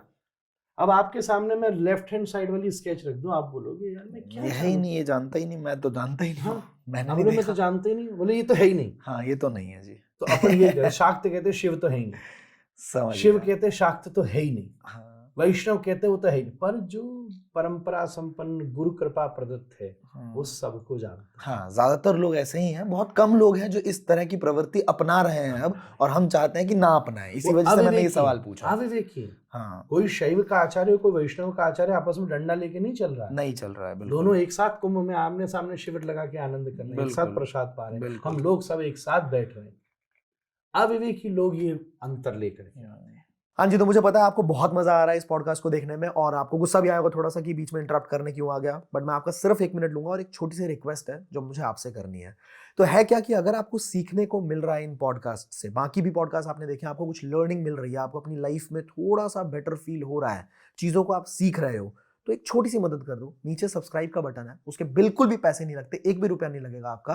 अगर आप सब्सक्राइब करेंगे तो इससे हमारी पूरी कम्युनिटी को ये फायदा होने वाला है कि हम और भी बड़े बड़े अच्छे अच्छे गेस्ट को अप्रोच कर सकते हैं, उनको दिखा सकते हैं कि हमारा परिवार इतना बड़ा है, इतने सारे लोग आपको सुनना चाहते हैं, और वो बहुत आराम से बड़े बड़े गेस्ट्स भी हम इनवाइट कर पाएंगे, जिससे उनके एक्सपीरियंस से मुझे और आपको सबको सीखने को मिलने वाला है, बहुत मजा आने वाला है। टेक केयर, वापस चलते हैं पॉडकास्ट के ऊपर। तो जैसा कि मैं कह रहा था कि इष्ट देव, अब वो इष्ट देव खुद बनाते हैं या वो कुंडली के हिसाब से होते हैं कि इष्ट देव हैं ये? देखिए, मोटे मोटे तौर पर 3 चीजें हैं, हाँ छोटे तौर की अलग बात है। ठीक है। इष्ट ज्योतिषीय दृष्टि से उसका अर्थ अलग होता है, और सब अलग अलग बातें हैं। मोटे मोटे तौर पर 3 चीजें हैं। एक है जिसको हम बोलते हैं परंपरा का इष्ट, जो पूर्वजों से आपके घरों में चलता आ रहा है, पहले भी ऐसा ही था। कुल देवी, कुल देवता। कुल कह लीजिए, कुल देवी। देव और इष्ट में अंतर होता है। अच्छा। देव तो एक प्रकार से लाइक गॉड है, इष्ट तो हमारे लिए सब कुछ है। बात समझिएगा, देवता की श्रेणी और भगवान की श्रेणी अलग अलग अलग अलग होती है, दोनों की स्थिति अलग है। एक में उनका अंश है, एक वो खुद है। फॉर एग्जाम्पल 18 कैरेट का गोल्ड ज्वेलरी, समझ गया। तो कुछ उसमें सात्विक राजसिक, कुछ प्रकृति है, पर ईश्वरीय सत्ता जो है वो 80% है। I am talking about 24 carat jewellery, जिसमें एक बिंदु की मिलावट नहीं है। तो एक होता है जैसे शिव हैं हमारे यहाँ 7 पीढ़ी 10 पीढ़ियों से, ऐसा आप देखेंगे कई बार मंदिरों के आसपास, काशी जाइए, कई जगह जाइए, एक जना किसी एक घर में ही पैदा हो रहा है और वहाँ उसका ही स्थान है, वो वहीं के पुजारी हैं। जैसे जगन्नाथपुरी में जाइए जी, जो परंपराएं चली आ रही हैं, वृंदावन में भी चली आ रही, तो वो पूरे कुल प्रवाह से, परंपरा से उसको वो इष्ट रूप में प्राप्त हुए। तो मोटे मोटे तौर पर एक तो वो होता है। दूसरे नंबर की बात होती है, एक इष्ट होता है फिर भाव से, मतलब ठीक है, परंपरा से भी है तो अपन प्रणाम कर रहे हैं, या कई बार परंपराएं बिगड़ गई हैं तो अपन को पता ही नहीं कौन है, तो फिर हमारा मन लगा जी हनुमान जी में। उस स्थिति में थोड़ी गड़बड़ होती है कि फिर अपन व्यापारी की तरह गुण दोष देखना शुरू कर देते, किस में ज्यादा मिलता है, किस में कम मिलता है, कौन ज्यादा पावरफुल है, कौन कम पावरफुल है। ठीक है, ऐसा हो जाता है। फिर कोई और मिल जाता है कि इनसे तो ये बड़ा है, इनसे तो ये ऊंचा है, इनसे तो वो बड़ा है। फिर भी इन गणितों के बाद भी व्यक्ति का कहीं ना कहीं एक मन ऐसा टिकता है जिससे उसको बड़ा सुकून मिलता है, वो उसका कहीं भी टिक जाता है। तो एक इष्ट उसे कहते हैं जो आपकी भक्ति प्रधान, जब आपके मन में भावना आती है और मेरे मन में इच्छा होती है कि हम कहीं अब समर्पित हो जाएं जी। तो हम उसके प्रति समर्पित हो जाते हैं। और तीसरा होता है गुरु प्रदत्त। जब हम किसी गुरु के शरणागत होते हैं तो गुरु फिर अपनी इष्ट को उसके इष्ट के रूप में स्थापित करता है। मोटे मोटे तौर पर ये तीन चीजें होती हैं। इनमें सर्वोत्तम गुरु के द्वारा प्रदत्त इष्ट होता है, क्योंकि फिर जब गुरु ने उसको साधा है तो वो उसको साधने का साधन भी आपको प्रदान करता है। एक गुरु प्रदत्त इष्ट है। जब हम कहीं दीक्षा, किसी प्रणाली, किसी परिवेश में हम चलते हैं तो हमें उसकी प्राप्ति हो जाती है। मोटे मोटे तौर पर साधन यही है, कुल परंपरा से प्रदत्त इष्ट, या भक्ति से आकर्षित इष्ट, और या गुरु प्रदत्त इष्ट। और फिर उसके हम जीवन में समर्पित रहें, उसकी प्रसन्नता के लिए जो गुरु प्रदत्त मंत्र है उसकी सेवा करें, उसको धारण करें, और फिर हम आगे चलें, आगे बढ़ें। कोई इन तीनों से वंचित है, बिल्कुल ही मारा गिरा है कि ना उसको परिवार से मिला, ना उसको भाव से मिला, ना उसको गुरु से मिला, कुछ भी नहीं मिला, तो कुछ देर के लिए सूर्य को इष्ट मानकर पूजा की जाती है। ज्योतिषीय दृष्टि से भी सूर्य श्रेष्ठ होता है, हर दृष्टि से। और उसका एक कारण ये है कि वो प्रत्यक्ष दिखते हैं, सामने है, वो सामने है, उनसे ना आप छुप सकते हो ना वो आपसे छुप सकते हैं। इसीलिए सूर्य बिल्कुल सामने है, और सहज बस उनका दर्शन। सूर्य को प्रणाम बहुत पसंद है। नमस्कार प्रियो भानु, ऐसा श्लोक आता है। इसलिए सूर्य नमस्कार तो योग में भी आता है। सूर्य नमस्कार योग में वो बड़ी प्रारंभिक दशा है, हर योग का अभ्यासी वो तो जरूर करता ही है। और ज्योतिष में भी सूर्य सबसे प्रवीण है। कभी कभी कोई चमकता व्यक्ति है तो कहते हैं यार तुम्हारा सूर्य चढ़ा हुआ है। एक एक क्वेश्चन के अंदर से ना मेरे बड़े सारे सवाल निकल जाते हैं। अभी मैं पूछने कुछ और वाला था, पर अब मैं पूछना चाहता हूँ कि गुरु बनाए कैसे, गुरु कैसे मिलेंगे किसी भी इंसान को। जैसे आज की दुनिया इतनी व्यस्त है कि इंसान पढ़ाई कर रहा है, पढ़ाई करने के बाद कॉलेज कर रहा है, कॉलेज करने के बाद जॉब ढूंढ रहा है, जॉब ढूंढने के बाद शादी कर ले रहा है, और उसके बाद अब जाके पिछले 1-2 साल के अंदर आप देखेंगे कि पॉडकास्ट वाली चीज़ें या फिर सत्संग कह लो, डिजिटल सत्संग कह लो, इस तरह की बातें यूथ तक भी पहुंच पा रही हैं। नहीं तो कोई भी यंगस्टर जो है वो आस्था, संस्कार या इस तरह के चैनल लगा के नहीं बैठता था। सही बात है ना। तो अब ये बातें पहुंच रही हैं। तो अब जैसे आपने बताया कि गुरु के द्वारा भी दी जाती हैं, और जस्ट बिकॉज उन्होंने साधा है उस इष्ट देव को, तो वो साधना करने का आपको शक्ति भी प्रदान कर सकते हैं, तरीका बता सकते हैं। गुरु कैसे ढूंढें हम? देखो, दो बातें मैं कहूँ।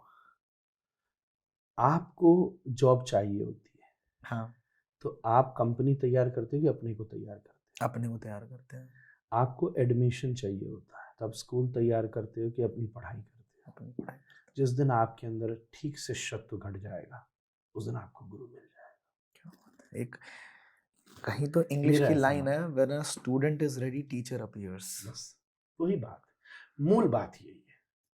तीसरी बात ऐसी है, अब मैं ये तो कही अनुभव की बात, शास्त्र की बात कहूँ तो गुरु कौन है? अंधकार से प्रकाश। मैं सरल बात एक कहता हूँ, जब कोई चश्मा लगाता है ऑप्टिशियन के पास जाता है तो उसको लेंसेज बदल बदल के चेक कराता है कि can you read the fonts now, A B C D, छोटे का खा गा। पुराने जमाने में जब इतनी मशीनें नहीं आई हाँ थी, जी, हाँ जी। और कोई एक लेंस ऐसा होता था जिसको लगाते ही कुड रीड। हाँ, ये सही है, ऐसा होता है। बिल्कुल सही, बिल्कुल। बस यही सारी बात है। हम जब धर्म की बात करें, इष्ट की बात करें, जीवन की बात करें, अध्ययन की बात करें, अनुभव की बात करें, जब हम मझधार में फंसे और जो लेंस लगते अपने को नज़ारा साफ दिखने लग जाए, वो चश्मा अपन पहन लेते। बस इतना सही अनुभव जीवन में लाना है। तीसरी बात, शाब्दे पारेच निष्णातम, श्रीमद् भागवत में गुरु को लेकर एक कंडीशन दी गई कि जो दो चीज में पक्का हो। कौन सी दो चीज? एक शब्द ब्रह्म और एक पर ब्रह्म।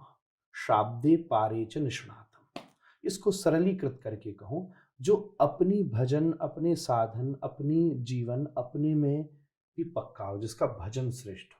जैसे आपने कहा इष्ट को साधा है, जो अपनी साधना में भी पक्का हो, वहीं दूसरी तरफ वो बोलने में भी पक्का हो, जिससे शिष्य के अंदर कई बार ऐसा होता है कि मन में तो बड़ी इच्छाएं, मन में बड़े प्रश्न हैं, मन में बड़ी शंकाएं, पर गुरुदेव साधना में इतने व्यस्त हैं, ये इतने अप्राप्त हैं, ये इतने अनुपलब्ध हैं कि कभी भी अवसर लगने पर हम उनसे समस्या का समाधान ही नहीं पूछ सकते, तो मन में कुछ कमी प्रतीत होती है जी। और ऐसे कई होते हैं कि जो मिलने को तो तुरंत मिलने को तैयार हैं, लेकिन अभी तैयार हैं, वो तो मैसेज और डाल रहे हैं कि भैया please call us, take an appointment, 150 rupees per hour, छोड़ो sorry 50 off 50 off special season.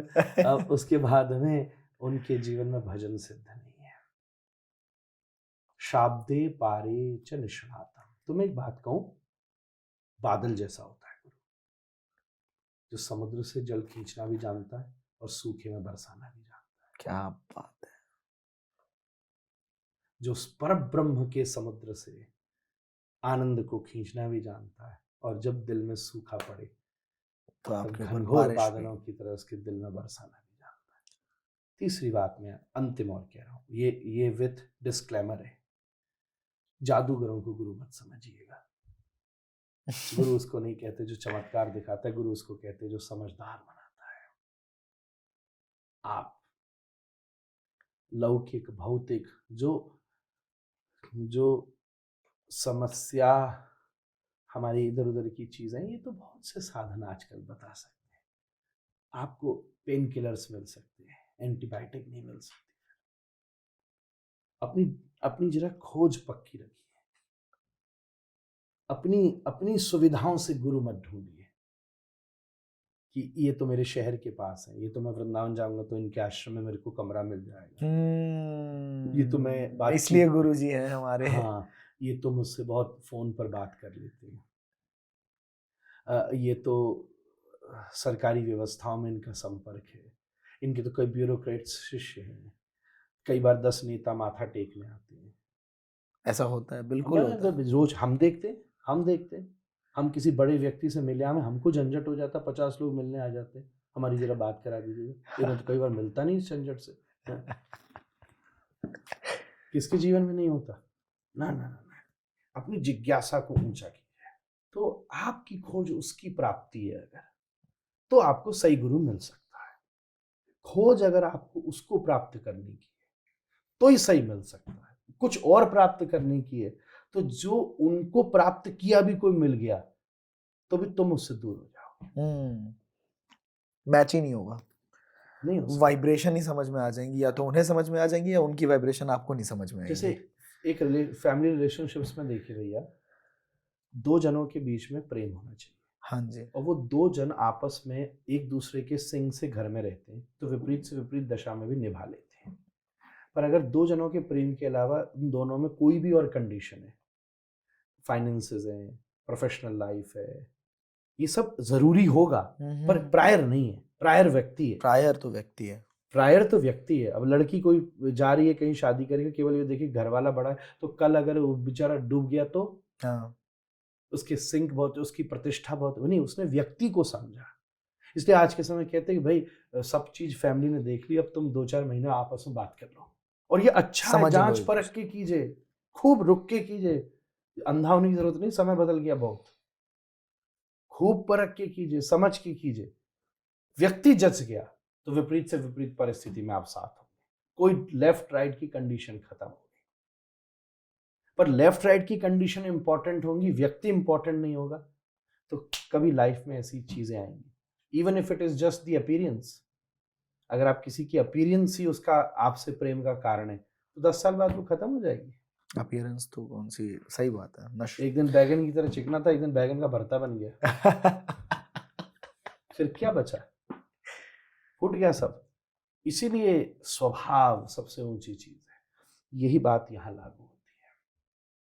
उसको पाना है तो सही राहगीर मिलेगा, कुछ और भी पाना है तो फिर आप खुद दोष दोगे अपने आप को कि हम क्यों लुट गए। हर एक सवाल का एकदम डीप में जाके, जैसे होता है ना, समंदर के अंदर जाके आप जवाब दे रहे हो। बहुत बढ़िया, जबरदस्त। मेरा एक अच्छा सवाल, क्योंकि मैं कुछ बातें करना चाहता हूँ जिनसे मैं बहुत ज़्यादा जुड़ाव फील करता हूँ, महसूस करता हूँ। अब मेरा नाम भी उन्हीं के नाम पे, आशुतोष। तो महादेव की बात करनी है और उनसे रिलेटेड एक सवाल है कि त्र्यंबकेश्वर मंदिर है महाराष्ट्र में, और वो मंदिर में जो शिवलिंग है वो शिवलिंग जमीन के अंदर है, तो ऐसा क्यों है? पहली बात ऐसी है कि त्रंभ, उसमें सबसे पहली क्वालिटी तो उसमें 3 मुख हैं। हाँ। ब्रह्मा, विष्णु और महेश। महेश। तीनों के तीनों मुख उसमें विद्यमान है। त्र्यंबकेश्वर। हाँ, और बाजीराव पेशवा के द्वारा वो मंदिर का कंस्ट्रक्शन कुछ समय पहले हुआ है, जो मैं कुछ उसका इतिहास रिकॉल कर पाया। तीसरी बात है कि उसके पीछे की कहानी भी बड़ी अद्भुत है कि विष्णु और ब्रह्मा जी के बीच में एक हल्की सी प्रतिस्पर्धा सी हुई और भगवान शिव ने उसको स्थापित किया। श्री गौतम ऋषि ने वहाँ तप किया गोदावरी के तट पर, और फिर वहाँ शिव की अर्चना से त्र्यंबकेश्वर भगवान का प्राकट्य हुआ। अब वो जो भूमि के भीतर घुसे हुए हैं उसके पीछे बहुत सारे आर्कियोलॉजिकल कारण हैं, बहुत सारे इस तरीके के, जैसे सोमनाथ मंदिर का भी पहले हवा में रहता था शिवलिंग, बहुत सारे अटैक्स हुए मंदिरों में, बहुत सारे क्रम हुए और समय समय के साथ शिव के स्वरूप ने अपने आकार को भी परिवर्तित किया, जैसा विश्वनाथ में भी आप दर्शन करते हैं। शास्त्रों में उसके नंदी का स्वरूप भिन्न प्रतीत होता है और उसका स्वरूप भिन्न प्रतीत होता है। तो उस पर बहुत सारे मतांतर हैं कि नीचे क्यों है। कई कंट्रोवर्शियल बातें भी हैं, कई रिलीजियस सेंटिमेंट्स को भी हर्ट कर सकती हैं, पर मूल विषय शिव की उपस्थिति है। बहुत नीचे का अर्थ है कि वो साधना की गहराई में है, वहाँ बैठ करके बहुत नीचे तक उतरा जा सकता है, अपनी चेतना के बहुत भीतर तक प्रवेश किया जा सकता है। और मेरी समझ से मूलभूत यही उसका ऊपरी ऊपरी स्वरूप समझ में आता है। महादेव के माथे से निकलती है गंगा माँ जटाओं से, और किसी इंसान के साथ ही, किसी महात्मा के साथ ही बात करते हुए ये सुनने में आया था कि निकलती तो एक्चुअली गंगा माँ है विष्णु भगवान के, कृष्ण भगवान के पैरों से। हाँ। और वो गंगा जस्ट बिकॉज उनका भाव इतना जोर से है कि वो धरती पे अगर गिरे तो धरती फट जाए, तो इस वजह से उन्होंने बोला कि कौन संभाल सकता है।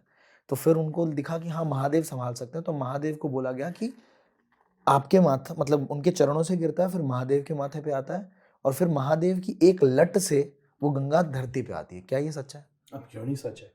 इसमें एक चीज और एडिशन है कि विष्णु के या नारायण या श्री कृष्ण के चरणों से गंगा निकलती है, उसके बाद ब्रह्मा जी के कमंडलू में जाती है। अच्छा। हाँ। भागीरथ ने जब तप किया तो ब्रह्मा जी को प्रसन्न किया, तो ब्रह्मा जी बोले ठीक है, मैं कमंडलू को टेढ़ा करके गंगा को दे देता हूँ। तो एक कमंडलू रखते हैं ना। भगीरथ क्यों गंगा को लेके आना चाहते थे? ये भी वो क्योंकि उनके सगर के 60,000 पुत्रों को हाँ। भगवान कपिल ने अपनी क्रुद्ध दृष्टि से भस्म कर दिया था। अच्छा। ऐसी शास्त्रों में कथा आती है। ऐसा था कि महाराज सगर एक ही अश्वमेध यज्ञ कर रहे थे। अश्वमेध यज्ञ का घोड़ा चोरी हो गया, एक कथा बहुत फेमस है, और वो घोड़ा चोरी हो गया तो इंद्र ने चुरा करके उसको भगवान कपिल के कुटिया पर बांध दिया था। तो बिना जाने उनके बालकों ने कपिल के प्रति ये विचार किया कि शायद इन्होंने अश्व चुराया है। अच्छा।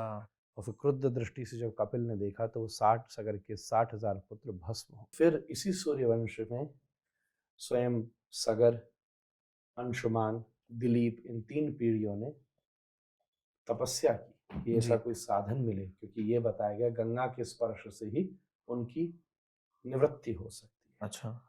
तब फिर सगर ने जब तप किया तब भागीरथी गंगा प्राकट्य हुई। ब्रह्मा जी ने कहा मैं कमंडलू से दे दूंगा, अब धारण कौन करेगा? तो भगवान शंकर ने फिर अपनी जटाओं में उस चेतना को, उस गंगा को मंगलमय भाव से धारण किया, और धारण जब किया फिर उसकी गंगा को मन में ये बात थी। मेरी पहली बात आपसे कहूँगा, भगवान दो ही चीज़ खाते हैं, मीठा खाना होता तो भक्त का भाव, और तीखा खाना होता तो किसी का अभिमान। तो गंगा जी के मन में विचार आया कि मुझे कौन धारण कर सकता है, तो शिव ने ऐसी जटाएं बांधी कि निकल ही न सकी। तब फिर से भगीरथ ने प्रार्थना की कि प्रभु थोड़ा क्षमा कीजिए। तब एक जटा खोली और फिर वहां से गंगा की पवित्र धारा निकल पड़ी, पवित्र धारा निकल पड़ी। मूल की बात यह है कि अपने सिर को शीतल रखिए तो शिव हो जाएंगे, अगर सिर को ठंडा रखोगे तो शिव हो जाओगे। नारायण चरणों से गंगा निकालते हैं। इस पूरे ब्रह्मांड का संचालन तब हो सकता है जब आप पुरुषार्थ कदम बढ़ाने में न चूको। ब्रह्मा तब सृष्टि का निर्माण करते हैं जब कमंडलों में गंगा को धारण करते हैं। आप किसी भी चीज को तब बना सकते हो जब आपके पास एसेट्स हों। और शिव इसीलिए गंगा को बहाते रहते हैं क्योंकि अपने दिमाग को ठंडा रखते हैं। गला गर्म है, शिव का दिमाग ठंडा है। वही अभी जस्ट मैंने ये सोचा कि गले में रोक रखा है जहर, विष माथे में है गंगा। यही विचार है, यही एक वक्ता का स्वरूप है, यही एक संत का स्वरूप है। संत का गला सदा गर्म रहता है, जब कहो उससे प्रश्न करो तुरंत जवाब देगा। एक साधक का गला सदा गर्म रहता है, माथा उसका सदा ठंडा रहता है। और दुनिया में सबका दिमाग गर्म रहता है, गला ठंडा रहता है। बोल नहीं पाते, they can't speak, they can't share, they can't communicate। केवल विचार कर रहे हैं, इसलिए स्ट्रेस में, इसलिए डिप्रेशन में, इसलिए समस्या में। शिव उल्टे हैं, वो कम्युनिकेट करते हैं, वो बोलते हैं, वो शेयर करते हैं। इसलिए आपके हाथ में शव रहना है कि शिव रहना है।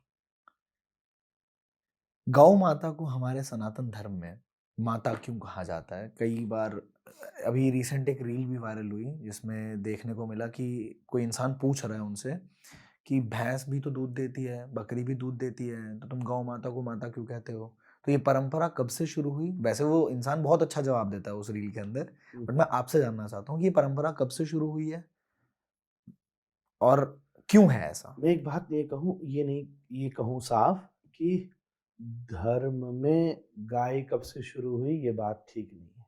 गाय से ये धर्म शुरू हुआ ये बात ठीक है, क्योंकि हम पूछते भी गोविंद और गोपाल को हैं, जाते भी गोलोक में हैं, कृष्ण प्रकट भी गोकुल में होते हैं, इस देश में बहने वाली नदी भी गोदावरी है, भगवान उठाते भी गोवर्धन को हैं, और मैं भी गोस्वामी हूँ। तो सब तरफ गो ही गो है। एक चीज कहूं समझने की बात, सनातन धर्म में कुछ ऐसा नहीं जिसमें भगवान नहीं है। किस जीव में भगवान नहीं देखा गया? अगर हम किसी भैंस को भी देखते हैं तो धर्मराज का स्मरण हो आता है। छिपकली को भी देखो तो वास्तु को इतना कुबेर रहते हैं इसमें। एक बार मैंने कह दिया कि मच्छर में तो भगवान नहीं होते, तो किसी ने मुझे कहा मसक समान रूप कभी धरही। मानस में आता है कि कभी कभी तो हनुमान जी भी मसक का ही तो रूप धारण करके लंका में प्रवेश करते हैं। तो सनातन धर्म के स्वरूप का विचार कीजिए, या तो कण कण में शंकर है, बिंदु बिंदु में ईश्वर है। किसी इसमें नहीं है, ये हमारे धर्म की बात नहीं है, ये और धर्मों की बात है। वो किसी एक जानवर में भगवान ऊपर वाले को नहीं देखते, शायद इसलिए उसको मार देते हैं या उसका नाम भी नहीं लेते। तो पहले तो कॉन्सेप्ट समझना पड़ेगा कि सनातन धर्म में हर कंकड़ शंकर है। ओह, दूसरी बात, गौ माता माता क्यों है? माता शब्द किसको कहा जाता है? माता शब्द हमारे यहाँ उसको कहा जाता है जो पोषण करती है। माता मतलब मदर, तो मदर अर्थ क्यों बोलते हैं अंग्रेजी में? क्योंकि पृथ्वी पोषण करती है। मदर नेचर क्यों बोलते हैं? क्योंकि वो पोषण करती है। क्योंकि वो पोषण करती है, बिकॉज ऑफ देयर केयर। तो एक जननी को माता कब बोला जाता है? क्योंकि वो पोषण करती है। जननी शब्द अलग है, माता शब्द अलग है जी। कई बार ऐसा हो सकता है कि किसी बालक का जन्म हो तो उसकी जननी की मृत्यु हो जाए, फिर उसको माँ पालती है। तो माता उसको कहते हैं, जो जन्म देती है वो माँ नहीं है, जो जन्म देती है उसको जननी कहते हैं, जो पोषण करती है उसको माँ कहते हैं। तो गाय केवल दूध से पोषण नहीं करती, गाय पूरी चेतना से पोषण करती है। ऐसा भी हमने देखा है कि आप विश्वास कीजिएगा, गाय संबंध में बड़ी पक्की है। कुछ दिन पहले एक वीडियो था ना कि शोरूम में जा रही है गाय, मैंने अपने घर में देखा है। हमारी गौशाला है, नित्य प्रति वर्षों तक उसका नाम कालिंदी माता था। अच्छा। मैंने बचपन से देखा है, मेरी गौशाला है और आश्रम में रहा हूं मैं, तो गैया आती थी, हमारा लोहे का दरवाजा था, उस पर सींग मारती थी, हमारा वॉचमैन खोल देता था, वो अंदर आती थी। मेरी माँ का जो कमरा था लकड़ी, अभी भी वही कमरे में वो होती है, वो वहाँ पे मुंह मारती, माँ अपने कमरे से खोलती दरवाजा, एक रोटी खिलाती, वो चली जाती, और ऐसे वो 7-8 जगह जाके शाम को अपने आप गौशाला में आ जाती, उसकी कोई रोक टोक नहीं थी। एक आपको अजीब अजीब बात बताऊं कि गाय एक्सेल भी ऑक्सीजन करती है। हाँ, केवल इनहेल नहीं करती, इसलिए उसके आसपास जो जो ऑक्सीजन का लेवल है वो ऊंचा रहता है। ओह। गाय एक्सेल भी ऑक्सीजन करती है। तो मैं दूध के लिए थोड़ी ना पूजा करता हूँ हम पेड़ में भी तो यही देखते हैं, वो पोषण जो करे उसको माता कहते हैं। आज गौमूत्र आयुर्वेद में कितनी प्रधान वस्तु, आप कहते हैं आप यू यू ड्रिंक यूरिन, तो कितनी जगह कैमल का भी तो पिया जाता है। छोड़िए, अब जो आप मांस खा रहे हैं उसमें तो मलमूत्र भी खाई गई ना, मलमूत्र छोड़ो गुप्तांग तक खा गए और तो और छोड़िए, वेरी सॉरी टू से, बट गौमूत्र के पीछे कितनी बड़ी आयुर्वेदिक औषधियों का निर्माण किया गया है। गोबर एक बहुत बहुत प्रधान वस्तु है हमारे धर्म में। घृत, हर चीजों का विधान पूरी गाय के आसपास तैयार होता है। हम तो ये कहते हैं कि कोई मंदिर बनाते हो तो उसमें एक देवता होता है, पर गाय में 33 कोटि देवता होते हैं, आगे से पीछे तक देवता है, वो देवता की सचल स्वरूप है। हर एक क्रिया में इतनी औषधि, इतने साधन, इतनी वस्तु। आज हमने देखा है गोबर के द्वारा इस प्रकार की वुड ब्लॉक्स बनाए जा रहे हैं जो कि शमशान में काम में आ रहे हैं। मुश्किल ये थी कि गाय को मारने वाले को पता था कि वो इससे 150 रुपया कमा सकता है, पर बचाने वाले को तो पता ही नहीं था, वो तो उसको लगता है 40 लीटर दूध ही बेच सकता हूँ। तो धीरे धीरे कुछ दिनों संतों के प्रयास से कॉन्शियसनेस आई है। जब लोगों ने आयुर्वेदिक नेचर थेरेपीज को देखा है, मैं विश्वास से कह सकता हूँ एक गाय पूरे घर को पाल सकती है। अगर आप उसे बचाओ तो उसके द्वारा जो संसाधन प्राप्त होते हैं, आज आप पैकेजिंग बना सकते हो। एक कहीं मैंने देखा है जो कि गत्ते का निर्माण कर रहे हैं, कार्टून बॉक्सेस उसके द्वारा बना रहे हैं। हम लोगों ने एक चीज शुरू की थी कि हम लोग दिया बना रहे थे उसका, जैसे उपले होते हैं ना, हाँ हाँ हाँ तो हमने उसके दिए बनाए, हाँ। दिए में घी बीच में रखा, दीपावली पर उसको प्रज्वलित किया, तो उसमें दिया और धूप एक साथ जल गया। आज गैया को बचाने वाला मारने वाले से ज्यादा कमा सकता है, इतने संसाधन। इस चीज की आइडियोलॉजी क्यों आई? क्योंकि जो इंडस्ट्रीज थी ना, जो आउट ऑफ इंडिया या इधर उधर जो कंपनीज हर एक प्रोडक्ट में उसकी हड्डी, उसकी वस्तुओं का प्रयोग करती थी, इसलिए ये चीज चैलेंजिंग हो गई। आज के समय सब चीज इकोनॉमिकली राइट है। अगर इकोनॉमिक्स ठीक है तो अपन प्लेनेट भी खराब करने को तैयार है। आज का विचार तो इतना सही है ना, अगर व्यापार ठीक है तो तो उसके बाद अच्छी तो से अच्छी चीज खराब हो, खराब से खराब चीज सही अच्छी है। सही सही सही सही तो सही। ये चीज आज 60 70 80 वर्ष में जब से इंडस्ट्रियल सिविलाइजेशन हुआ, इस चीज को मार्केटिंग करके इतना हाई किया गया, इतना हाई किया गया कि गौ पूजा, गौ बचाओ, गौ, क्योंकि एकमात्र हम लोग थे जो हल्ला करते थे शुरू से। कब से धर्म सम्राट करपात्री जी और इस देश के शंकराचार्यों ने, आचार्यों ने, हमारे गुरु लोगों ने कब से गैया, गांधी जी तक ने गौचर भूमि का निर्धारण किया था। पर जब से इंडस्ट्रियल सिविलाइजेशन आया और बाहर जब डेयरी की तरह रखा जाता था, बाद में पाले कौन, तो उसकी पूंछ के बाल तक का भी किसी न किसी प्रोडक्ट में यूज करते थे, इसलिए मारा जाता था। जिस दिन आप दुनिया में ये चीज स्टैब्लिश कर दोगे कि बचाने से तो इससे इतने प्रोडक्ट्स बनते, वही हल्ला शुरू कर देंगे, बचाओ बड़े आराम से बचाओ। हम तो शेर में भी देवी का वाहन देखते हैं, सर्प में भी शिव का दर्शन करते हैं, हमने कहाँ भगवान नहीं देखा। तो गाय सदा परिवार की सदस्य की तरह रही है। कितनी कितनी विचित्र बात है। मेरा किसी हर जीव के प्रति मैं प्रणाम करता हूँ, वो भैरव का भी वाहन है और दत्तात्रेय के संग भी घूमता है, पर केवल कुत्ते को पास रखना बहुत अच्छा है और गाय हिंदुइज्म है। कुत्ता भी हिंदुइज्म है। आप ये कह के वेस्टर्न नहीं हो सकते। मॉडर्न और वेस्टर्न होने में दो अलग चीजें होती हैं। बिल्कुल अलग बात सो है। डीप, बहुत बिल्कुल अलग ऑन बात है। पॉइंट, बिल्कुल सटीक। दत्तात्रेय भी कुत्ते के पास बैठते हैं, उनके साथ एक वाहन है दत्तात्रेय का। भैरव भी उसके संग रहते हैं। पर क्योंकि आप सोचो अमेरिकन और यूरोपियंस पास में कुत्ता रखते हैं, उसका शनि जो शनि शनि के भी वाहन। शनि के भी वाहन है, और शनि और कई ज्योतिषीय उपायों में तो उसका पोषण भी कहा गया है। कई आप ज्योतिषी से पूछिए तो कई लोग तो वो उपाय बताते हैं कि इनको जाके खिलाइए, तो हमारे खिलाइए। यहाँ उसका विरोध थोड़ी ना, हम लोगों ने तो कुत्ता भी नहीं मारा। पर ये क्यों कह रहे हो कि कुत्ता पालना इट्स मॉडर्न और गैया पालना हिंदुइज्म? अभी एक चीज देखी थी मैंने कि एक वंदे भारत ट्रेन के सामने, हाँ, शायद आपने देखा हो, हाँ, वंदे भारत ट्रेन के पटरी पे पत्थर रख दिया और एक सरिया गाड़ दिया। हम्म, ठीक है, किसी बेवकूफ ने किया होगा या कुछ लोगों ने किया होगा ऐसा। तो ऊपर वाले की लीला ऐसी, क्योंकि अगर उस पर ट्रेन चलेगी तो 150-200 लोगों की जानें कोई नहीं बचा सकता। तो उस ट्रेन के ड्राइवर ने ये नोटिस किया कि जब वो पहुंचने वाले थे वहां पे, तो वहां सामने से एक गाय भाग के जा रही थी। और ट्रेन के ड्राइवर ने जस्ट बिकॉज उसको ऐसा लगा कि कहीं गाय पटरी पे ना आ जाए, तो उसने ट्रेन को स्लो किया और ट्रेन को रोक दिया।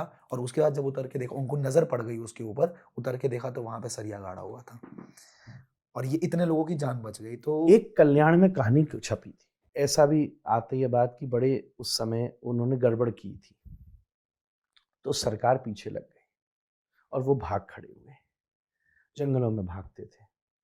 10 दिन हो गए, कुछ खाने को नहीं बचा, कुछ नहीं मिल रहा था, और सरकार पुलिस पीछे लगी हुई थी। कल्याण में ही गीता प्रेस गोरखपुर एक मैगजीन छापती थी, संत समाज में बड़ी फेमस है कल्याण। उसके अंक में ये कहानी मैंने बहुत वर्षों पहले बचपन में पढ़ी थी, और उस पर सही घटनाएं छापी जाती थी, क्योंकि अखबार धर्म को तो छापता नहीं था इतना ज़्यादा, नहीं, तो सही बात। किसी को तो आगे आना था।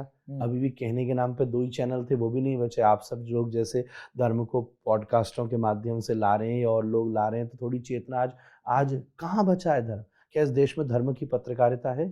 पेज 3 का जर्नलिस्ट अलग होता है, पॉलिटिशियन जर्नलिस्ट अलग होता है, स्पोर्ट्स जर्नलिस्ट अलग होता है, रिलीजन जर्नलिस्ट कहाँ है? जानता है वो गीता के 4 श्लोक जो हम लोगों से प्रश्न करता है? कुछ तो जानता नहीं, तो क्या करे? उस समय इन पत्रिकाओं ने धर्म को बचाया है। तो उसमें वो कहानी मैंने देखी, एक जगह जंगल में जब वो बहुत ही भूखे प्यासे होकर भटक गए, तब उन्होंने क्या किया, आशुतोष जी अब भूखे बिल्कुल बेहोशी हो रहे थे, तो उसमें एक गैया जा रही थी, कोई ग्वाला लाया होगा, वो भटक गई थी। तो 3 जने थे, तो करें क्या? तो उन्होंने उस गाय को पकड़ लिया, कहा कि अब विपत्ति काल में जो जो सामने मिले वो तो हमें खाने, हम मर जाएंगे, क्या करें? बड़े धूर्त थे, तो उन्होंने उसको पकड़ लिया।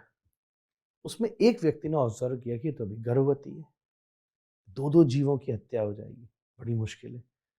तो उन्होंने ये कहा कि एक काम करो, मैंने पकड़ रखा है, तुम जाओ, कोई औजार औजार तो तुम पैसे हैं नहीं, कुछ औजार बनाओ, यहाँ लकड़ी अकड़ी लेकर आओ, जल्दी जल्दी, इतना टाइम थोड़ी ना है कि पहले इसको करोगे, जब तक मैं पकड़ के और इसको मारना शुरू करता हूँ, तुम साधन लाओ। तो वो दोनों चले गए, जैसे दूर गए इसने गैया को खोल दिया और गैया भाग गई, बचा लिया। कुछ दिन बाद वो तीनों पकड़े गए, फांसी की सजा मिली। तो 2 जनों को जब लटकाया गया नीचे पुरानी व्यवस्था में, तो वो मर गए। तीसरे उस व्यक्ति को लटकाया तो थोड़ा नीचे आता, रस्सी थोड़ी खींचती और नीचे ही नहीं जाती। वो भी अचंभित, मुंह भी बांध दिया जाता था पहले मुंह में, जिससे चिल्लाए नहीं व्यक्ति, कुछ कह ना पाए, और उसके पैर में कुछ महसूस हो। दोबारा किया, 3 बार किया, तो ऐसा कहते थे 3 बार में भी अगर व्यक्ति न मरे तो it's a God will now, कि उसको नहीं मारना है, इसको छोड़ दो, फिर उम्र कैद दे दो, दूसरा दे दो, अब उसकी फांसी नहीं हो सकती। 3 बार में भी वो व्यक्ति नहीं मरा। आई डोंट नो अभी भी ये रूल है कि नहीं, पर मैंने उसमें जो पढ़ा वो मैं सुना रहा हूँ। तो खैर उसको छोड़ दिया गया, और जब वहां से उसको छोड़ा गया तो उसकी नजर गई कि बहुत दूर पर वही गाय अपने बछड़े के साथ खड़े होकर उसको मुस्कुरा कर देख रही। तो कल्याण की अंक की अंतिम पंक्तियां कहती हैं कि जब उसको चैम्बर पर चढ़ाया जा रहा था तो चुपचाप पीछे से गाय आके छुप कर बैठ गई थी, जो गिरते समय उसने अपनी सींग से उसको उठा ली थी। इतनी संवेदना है उसमें। आज आज अच्छे से कुत्ता पाला जाए और उसके मालिक पर कोई आक्रमण करे, नहीं छोड़ता कुत्ता उसको, नहीं रिलेशनशिप्स को समझता है। हाँ तो मैं तो रैशनल बात आपसे कर रहा हूँ, लॉजिकल बात कर रहा हूँ। जब वो ये कर सकता है तो गाय क्या क्या नहीं कर सकती। पर हमने उसके संबंध का अनुभव ही नहीं किया, कभी नहीं किया।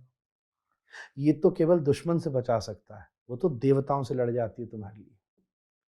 उसके हाथ में तो नवग्रह हैं, अरे उसके हाथ में तो गोपाल है, उसी के दूध से तो गोपाल गोपाल बना है। वो तो तुम्हारे लिए गोपाल से लड़ जाए, राम से लड़ जाए। ऐसा प्रसंग आता है कि रावण को भी मोक्ष क्यों मिला, राम से द्रोह किया, सीता जी का हरण किया। क्योंकि जब हावी भी थोड़े दिन तक क्यों पड़ा, कि जब रावण राम से युद्ध करने जाता था तो गाय की 4 परिक्रमा लगा के जाता था कि शिव का उपासक था। भगवान ने कहा इसलिए जा मैं तुझे वैकुंठ देता हूँ। आज एक बदलाव तो मैं खुद से करने वाला हूँ अभी अभी मतलब मैं ऑन कैमरा ये चीज़ बोल रहा हूँ, 1 हफ्ते के अंदर या तो किसी गौशाला में जाके अपनी तरफ से कुछ योगदान करूँगा, और या तो अब मैं चाहता हूँ कि आप में से, और ये चीज़ मैं डालूंगा अपने इंस्टाग्राम पे या जहाँ पे भी आप देखते हैं, ये करूँगा ज़रूर, क्योंकि घर पे पालना एक्चुअली में अभी पॉसिबल ही नहीं है दिल्ली के अंदर। तो जब वो हो पाएगा वो भी ज़रूर करूँगा, ये मेरी अपनी पर्सनल प्रण है इस वाह, चीज़ को जान जबरदस्त, के। मैं तो clapping और करूँ इसके लिए। मैं चाहता हूँ कि आप में से भी कुछ लोग अगर कुछ भी योगदान कर पाए तो आप जरूर करना इस अपनी चीज के एक लिए। गाय को अपना मान लीजिए गौशाला में, हाँ योगदान पैसा देना ये देना अच्छी बात है। हाँ आप एक गैया, अपनी क्योंकि मान मेरे लीजिए। पास नहीं है साधन, तो मैं किसी भी गौशाला में, ये गाय मेरे परिवार की सदस्य है। तो जब कोई सदस्य दूसरे घर में रहता है, जैसे माता पिता के घर अलग हैं, आजकल दादा दादी गांव में रहते हैं, ऐसे मेरी एक गाय गौशाला में रहती है। मेरा जन्मदिन हो तो मैं उसको जाके कुछ खिलाया हूँ, कभी हालचाल पूछ लूँ। वो बीमार हो जाए तो उसको स्वस्थ करना मेरी जिम्मेदारी है, बिल्कुल उसका सही। इलाज का खर्चा मैं दूंगा। इतनी भावना रख के आगे बढ़िए। अगर आपके ग्रह आपके पीछे न डोले, अगर आपके जीवन की विपत्तियों का समाधान यूं न मिले, तो जो आप चाहें हम करने को तैयार हैं। क्या बात है। हाँ, अब एक चीज और मुझे याद आई। ये सवाल तो मैं पूछ ही नहीं पा रहा हूँ, मुझे तो आज जो जो याद आ रहा है वो सब पूछ रहा हूँ। मैंने अभी देखा था कि जो बरसाने में हमारी राधा माँ का मंदिर है, बहुत फेमस बहुत प्रचलित मंदिर है, कुछ दिनों पहले उसमें आग लगी थी।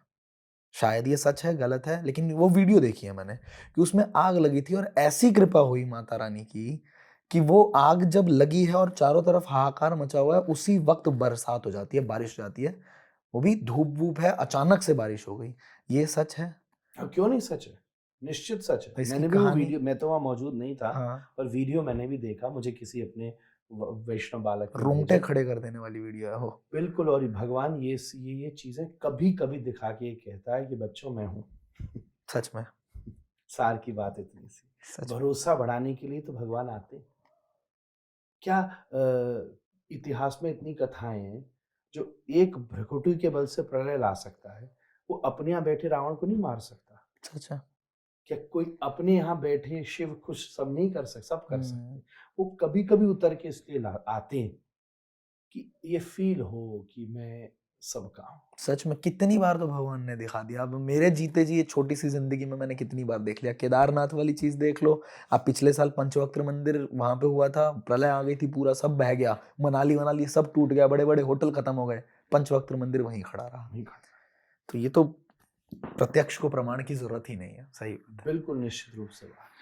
हाँ, अब सवाल तो काफी हैं और भी, पर मुझे लगता है कि अब पॉडकास्ट का लेंथ जो है वो बहुत ज्यादा लंबा हो गया है। सही और बात मुझे है। पता नहीं कि ऑडियंस, क्योंकि प्यार तो ऑडियंस देती है और अच्छा लगता है उनको, मुझे पता है ये चीज। पर बाकी के जितने भी सवाल हैं, एक पूरा 2, अभी तो एक ही क्यू कार्ड खत्म हुआ है, 2 क्यू कार्ड मेरे पास और भी रहते हैं। मैं ये चाहता हूं कि आप इस पॉडकास्ट पे जो भी आपके दिमाग में सवाल आते हैं वो आप जरूर पूछना। मुझे बहुत अच्छा लगा, और मेरे दिमाग में भी बहुत सारे क्वेश्चंस हैं, बट इसके लेंथ को अभी ज्यादा नहीं बढ़ाते। और आप नीचे सारे सवाल पूछिएगा जो आप पूछना चाहते हैं। स्वामी जी वापिस आएंगे, जरूर आएंगे, मैं आपको बुलाऊंगा।